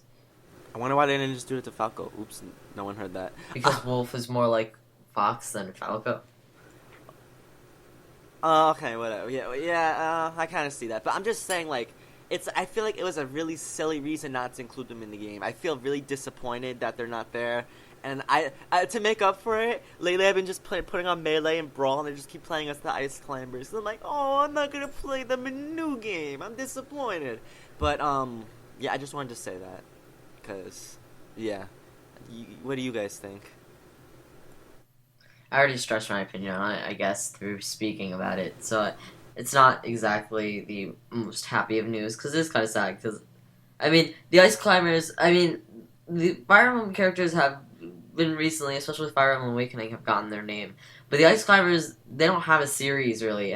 So the reason why they're popular is because of Smash Brothers. They didn't even have a good game. Ice Climber on the NES is not good. But it's not. It's well, to be fair, on Soul's point, to be fair, it is especially freaking annoying on the later levels. When you're trying to go up on those damn things and they're just like freaking, and like you're like sliding across the damn thing. The clouds go by, they go by so fast, and oh my god. But it takes a while to get the hang of it. So yeah, I could see Watch why.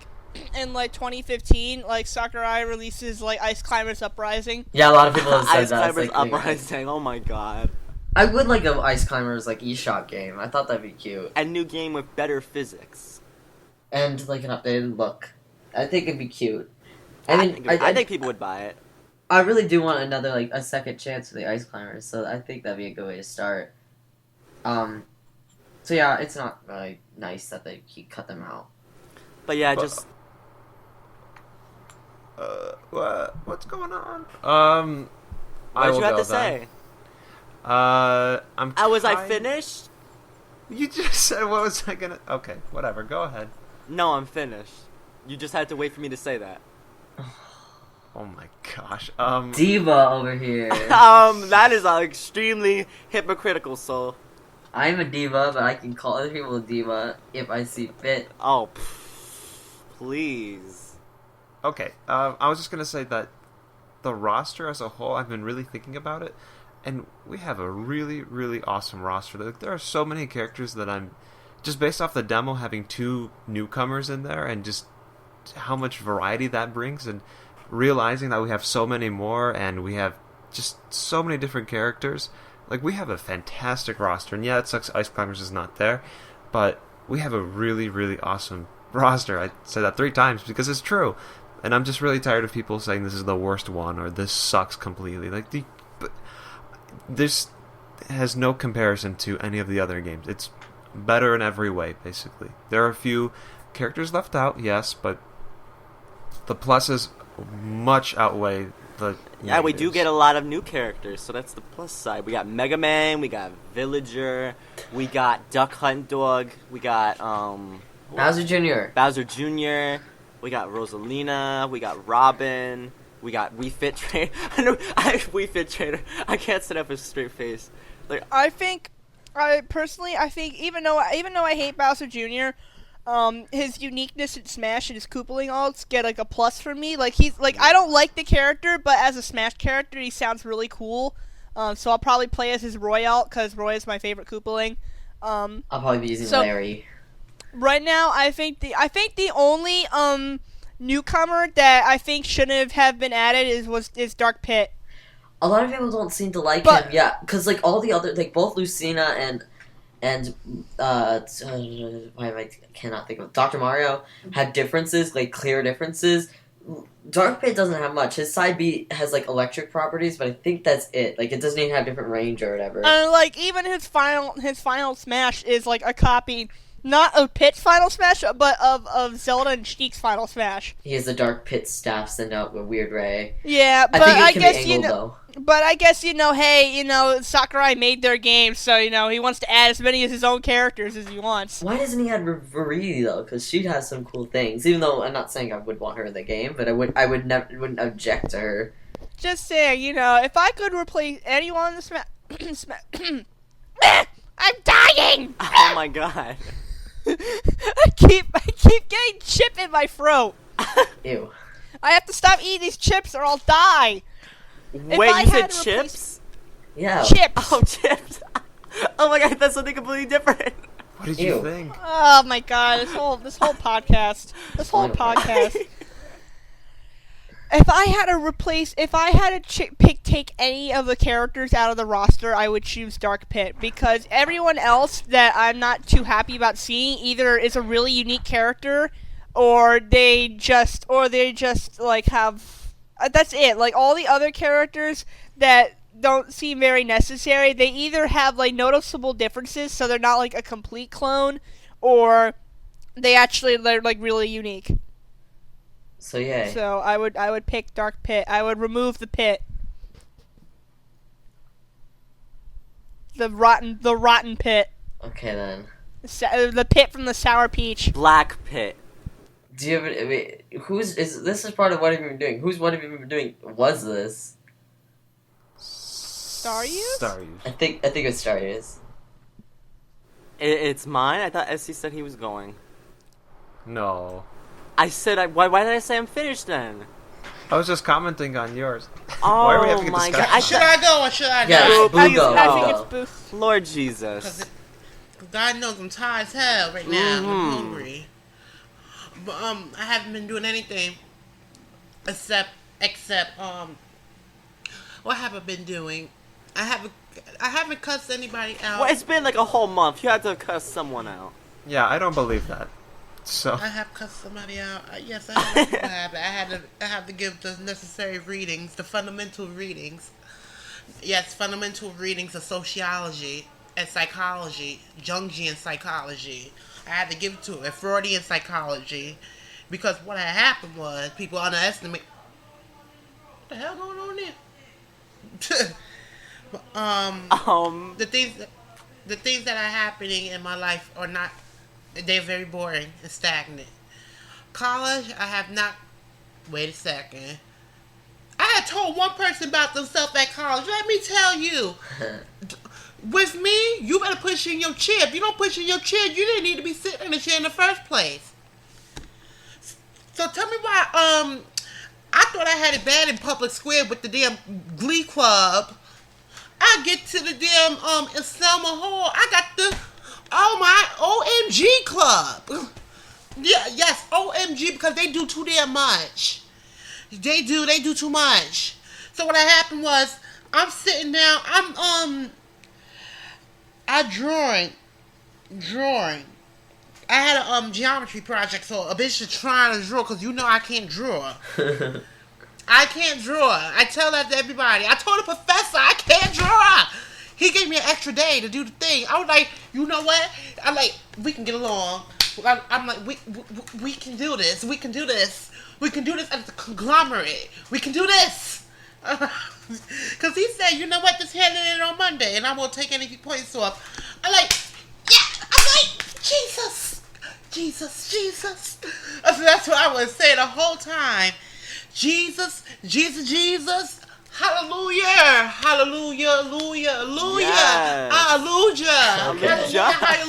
Hallelujah. Yes. Because I was happy. It was only one question that I just needed to draw. So I was like, please. I'm like, you know what? I can get along with you. We gonna work. We're gonna work like Brittany. We're gonna work like Brittany. Better. We're gonna do better. We're gonna show her how to work. But this OMG Club, I'm drawing with this drawing compass. This girl is hitting the table when I'm drawing. So every time she hit the table, I mess up. Hit the table, I mess up. Oh, I hate that. So I like, excuse me, can you stop hitting the table? She looked at me like, why? I like, you bumping into the table. Can you stop bumping into the table? Thank you, ma'am. She like, This bitch bumped the table again. She tested Dark Boo. She gave Dark Boo a driver's test. Little does she know I was going to run her over. So I was like, excuse me. I'm like, understand this. I'm about to yank your hair off like chemotherapy. You are taking this is the nurse. You're taking the nursing. Your major is nursing and that stuff. I'm about to yank your hair off like chemotherapy. You won't need to have it. You will need to have it cut off because it'll be me free of charge. Less on your medical bill. I'm like, bumped his table one more time. And her other friend like, what you want to do? I'm like, I want to do something that she never experienced, a supernova. That's what's going to happen. He got her like, what you going to do? The same thing I'm going to do to her, I'm going to do to you 10 times worse. Because you need to park your behind back down that chair. If you don't sit back down in that chair, I will glue that ass to that chair. Because he tried me. He looked at me like, he gave me that look. He gave me that look. Excuse me. I'm like, you are excused. You've been executed. So bye. You've been ran. Logical error because you got me messed up. Don't do it. So she didn't button to the table. She would have just did after they were snickering, saying something about me. I look over to the right. I like understand. Una, 1, 2, 3, 4, 5, 6, 7, 8, 9. I'm about to blow y'all up. I'm about to blow y'all up. I'm about to put a grenade up in that ass. Because I hate when people... I was being nice. What? I said, can you please stop bumping the table? She see me with the compass struggling. I can't draw. She see me with the drawing compass. I'm trying to draw. She bumping it. And then the other girl to the left on the other table, she like, you're right. She was bumping it to the table. I'm like, see? I'm like, you agree with me. It would have been wrong if I would have yanked her hair off and snatched his head off, right? And hang it on my mantle, right? That would have been wrong, right? If I would have just yanked the hair, like, just yank it off, right? And she was like, some people, she like this ridiculous because a lot of people at the college are nice, but some people are just rude. So then the next day I sit there. Then the next day when I come back, I see everybody at the table that I was sitting at purposely. Cause they think they were gonna move me. So I get to the other table. Oh, we reserving this table. I called security. I damn sure called security. I like security. He was right outside on the first floor. I'm like, come on in, cause I'm about to kill somebody. And I like, come on in, cause I'm about to kill somebody. He's like, huh? I like. Come here, the D, Twiddle D, because I'm about to kill Twiddle Dumb. Ah, yes. I'm like, come on in. So he got in there. I'm like, can you please tell these people you can't reserve a desk? I mean, a table. I'm like, we had conflict yesterday that arises from this heifer begging the table. And a big bitch like me told her about herself. So It's I'm not like, kindergarten. They're acting like it's kindergarten. Exactly. So I'm like, they sat at this table trying to scare me away, thinking they can scare me away. Little did they know I'm the big bad wolf. You can't scare me away. Bricks ain't gonna keep me away from you. So I'm like, I get to this table. They're like, oh, this table reserved. The security guard is like, you can't reserve a table. That's it. I'm like, thank you. That's all I need. I'm like, this is why I know the rules and such. I just need somebody of a little bit of higher authority, a little bit, not a lot, just to reinstall it in their head. So I sat down. They looked at me like, huh. The girl looked at me, huh. I'm like, you know what? Today's Tuesday. I don't want to go to jail on Tuesday. Maybe Wednesday, but not Tuesday. Exactly. Maybe Wednesday. I'm Thursday seems like a perfect day. Exactly, that's hump day. I'm about to kill somebody hump. Hey. But they was giving. I don't like people. I don't like when you're nice and these people they just want to be all rude. You tell somebody nicely to do something. I'm like, you know what? I'm like, I don't know what to do because I'm about to hurt this. I'm about to hurt these people. And so like the other day, the recent day, Thursday, I got there. They didn't say anything. But they was looking at ha ha he he and ha ha he he. I'm like, you know what? Yeah, looking and then pointing. Look at him. I'm like, yeah, saying look at him. I'm like, you know what? This drum compass have a fine point at the end. I'm about to stab it in your jugular. I'm about to stab it because you get me mad. You get me mad. But that's college. It's just dumb. I thought I could deal with the Glee Club instead. Hell, they ain't give me too much. Only thing they gave me was singing. They were giving me Billy Joel. They were giving me Billy Joel and Reba McEntire on a good day. They would give me Taylor Swift. I'm like, okay, I can deal with that. That's why I said I can deal with Reba and Taylor and Billy. I can deal with them. But good Lord, I can't deal with these people. These nursing people, I can't deal with them. So that's all. That happened in college. That's really what happened in college. Them people giving me too much. I fall asleep in medieval art every day. Every day I fall asleep in that class. Work didn't give me too much. I fall asleep. I try my best to stay awake. It ain't working. I know it ain't working. But that's all that happened at college. Work, it haven't been giving me too much. No, it haven't, truthfully. Yeah, that's all that happened. Nothing much. I had to thank this cross the guard because I almost missed the bus. Did I tell y'all? Oh, let me end this quick. Because I text SZ what happened. I didn't say it to anyone else. I had text SZ because when I got to college, I was texting SZ because he was talking about the rainstorm.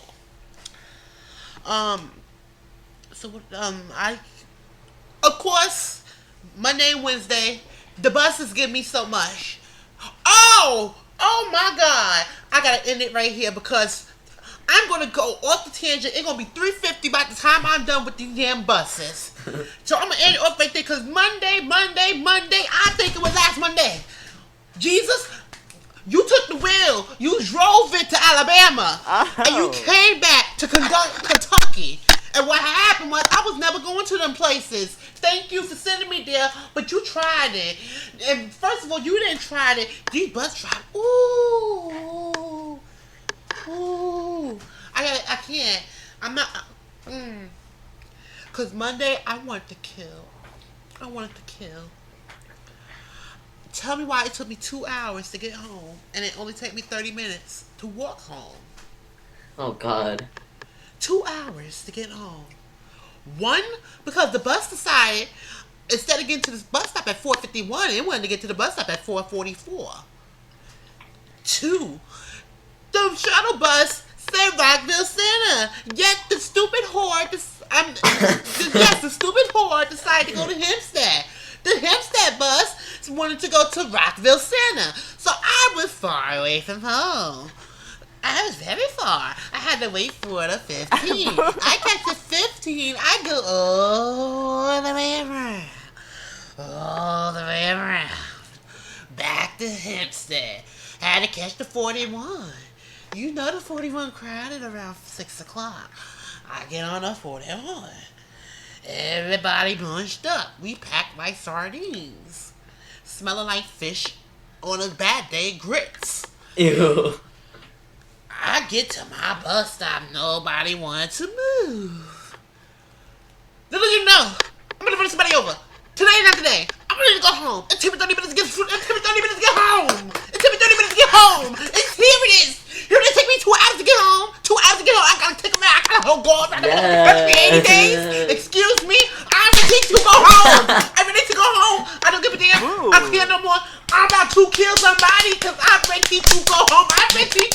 Because it takes me 13 minutes to get home. 30. Not no damn 2 hours. Not no damn 2 hours.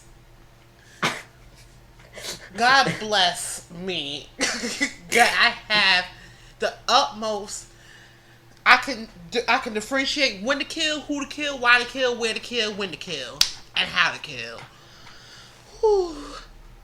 And I haven't been enjoying the podcast because Wednesday I can't do it. I can't do it Wednesday, and I haven't even played a game yet. I need to play something. I played Mario Kart 8. It was the laggiest game I played with my friend last night. The laggiest game. I passed the finish line. It still was going. I'm like, okay, I can't deal with this. I'm like, you know what? Last game, I'm done. I got first place in a lot of them, but it's laggy. I hate games like that. The roulette went on for like 10 seconds. I was like, you serious? I'm like, I can't do this no more. Also, if you play with out of country, I mean out of country like Japan, Australia, Vienna. If you play people with them be the laggiest games for everybody. Ooh-wee. But that's all that happened, and I couldn't speak that much on this podcast because I don't have the game. But that's all that happened, because I'm not going to give them buses too much, because they tried me. They tried my patience. Monday, they tried my patience. They really did. I didn't know whether to cry or what, because they tried it. and I was ready to give up. The moment I saw that bus turn right, I'm like, oh my god. I'm like, oh my god. I was about to cry. Really can't, but I'm done. Until they gonna make me mad again. I'm done. Okay. Yeah, I'll go. So this Tuesday, I just wanted to give out a little heads up for people because I don't know, maybe you're one of these people and you just need to have this told to yourself. On Tuesday, I was at school and I was walking over to the light rail, and I have some distance to go. I have to go off campus and then walk down maybe a block or two, I'm not sure, to get to the light rail station. And there's a lot of students going through, in and out through here, and there's a lot of cars and traffic going through this area too. And it's not a big busy street. It's a 2-lane street. Its speed is pretty slow anyway because there's so many people. But on Tuesday, when I was walking back to the light rail, I got to this intersection area, and I see this girl. Okay, I see this lady standing in the middle of the intersection with this girl on the ground. So clearly, someone got hit by a car. Oh god. And my first thought was, I am not surprised, because people, for some reason, think that they are invincible to cars when they're walking around campus, and B, they feel that they don't need to actually check if there's a car coming if they want to cross the street. And it was at a crosswalk, which, right, you do have the right of way. You go first, that's just how it is. But you still check to see if there's a car coming. So my whole thing here is, look up before you cross the street, please. Doesn't matter if it's a crosswalk. Doesn't matter if the sign on the other... This is for a bigger street. If the sign says, you can walk now, you still have to look up and check if there's a car coming, because people are people. They make mistakes. So if a car decides to run a red light or just isn't paying attention, you're going to get hit. That's just how it is. And yeah, I'm tired of people looking at their phones and walking into a crosswalk without even looking up just because they think they have the right of way. Which they do, but like, come on. Let's be real here. Yeah, that's what happened. I don't have anything to say. Yeah. I've been doing school stuff. On Tuesday, I got sick, and I stayed home from school that day. Nothing special happened on Wednesday. On Thursday, I went roller skating, cause now every other Thursday at my school is a expeditionary learning field trip. But because it's still early in the year, so we don't really have like any major assignments yet, we went roller skating instead.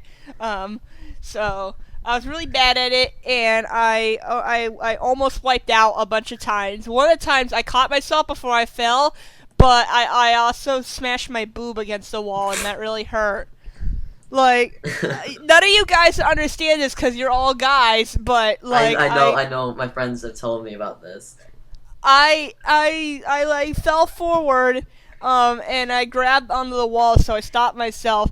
But I also like pinched my breast against my elbow, against the inside of my arm, like the opposite side of my elbow, and I squished it against the wall, and I pinched it really hard, and I was like, my boob. You had to make a sacrifice somehow, so... but it was my right boob, SC. It was my favorite boob. Do you have a name? Do you have a name for them? Bill and Steve. My friend Naya has names for them. I don't remember what they are, but... Also on Thursday, I went to go to a dinner to celebrate my great-grandfather's birthday. The man's like 97 now or something like that, and he still looks like he's freaking like 60. So he's like immortal. Yeah, but we went to like this army base, and I thought it was gonna be like a formal place because my mom told me to like wear a nice sweater, and I go into this place and they're playing fucking Turn Down for What? What? Oh, okay, that was Inside the army base. that was ill-timed. And there's like TVs that are playing like NFL like Sunday night, well not Sunday night, but like NFL football games on there, and well, I just thought it was funny, and I had some amazing food there. I had this they had these really nice soft bread rolls, and they were like warm and soft and really easy to pull apart, and they were really tasty. And then for my actual dinner, I had deep fried shrimp with curly fries. And it was like it was heavenly. It was like the shrimp was like cooked to perfection. The fries were not too soggy, not too crispy. And then for dessert, I had a pecan pie sundae. And I just really wish I could go there again because the food there was just like. Yay! Yeah, that's pretty much all I did this week. Now I'm here hosting the podcast. I guess it's time to share our general information. You can subscribe to us on iTunes, give us some ratings. You can visit our website at MarioPartyLegacy.com at MarioPartyLegacy.com/forum. There's also a special dedicated website to our podcast on the Mario Party Legacy main site. There's a little link to it, so go check that out. Learn some more about your favorite Fat Fabulous Fungus and her friends. Because she's the star of the show. Oh yeah, for today at least. So yeah, and we also have our own little separate places to check us out. You can subscribe to me on well, not subscribe, but follow me on Tumblr at official Toadette, and you can become my friend on Miiverse at Toadette WeeU, WEE. As for me, you can follow me on Twitter at OpsoPowers, my website, NintendoSpot.com, or my Tumblr, greninja.tumblr.com. Super Zamzy everywhere, including Xbox. I usually just call it Gamertag, but you can find me on there too. Super Zamzy, same thing. A new one now. Yes, crazy. I know. Crazy. So many already. And for me, you could okay, yo, God, I lost my train of thought. Nintendo Network, Dark Boo 007. Twitter, excuse who I follow because it's not meant for children. Dark Boo 007. Where? YouTube, Dark Boo 051697434494. And once again with Twitter, do not question me on who I follow because that's none of your business. And actually, no, I don't have it inappropriate like that. But please be cautioned. Dark Boo, who are you telling? All right, did I tell you who was what's it called? You know how on the side of Twitter they have like things like that they are like what's it called? Like they suggested, yeah. Oh my God, how did I forget that? Yeah. They suggested for me to follow this. I don't know if I can say it on here, but it's this Twitter account called Cheeks for Weeks. And you can pretty much guess like what that's about. Okay. Oh God, I feel like I know. I don't know why it was suggested. I saw it. You linked it. And I saw it. I'm like, oh, Well, okay. usually they're followed by someone else you follow. So. Oh, okay, that makes sense. God. But nobody else followed it. Well, I follow a lot of people who do like memes and stuff like that, so I wouldn't be surprised if someone followed that. Alright, so you guys can follow me across the frozen sea. I'm SpiderStaryu everywhere. YouTube, Facebook, Twitter, Tumblr, the Town Network, Google+. Add me to your circles. I make juicy videos. And if you're gonna add me on... Yes, and if you're gonna add me on Nintendo Network, make sure you tell me that you're from the Lost Levels. I mean, you're from the Lost Levels. Well, okay, everyone's a part of the Lost Levels. No, I mean that you are from Mario Party Legacy, or you watch the podcast, or you know me from my YouTube account. You guys say something, because if you don't, then I'm not gonna accept your request. So I'm just putting that out there. So, yes. Yay. All right, and that's our podcast. It's a wrap. It's a wrap. It's a nice big cheesy bean burrito wrap. Tuna wraps. Ew. Oh, yeah, oh, not mixed with the bean burrito. That's kind of gross. Yeah, that's why I but said ew. Tuna wraps on their own, though. I don't like tuna. Yeah. Goodbye. Bye, everybody. Excuse you. Tuna is the best food to ever exist. Tuna's terrible. Goodbye. Fuck You you. love tuna.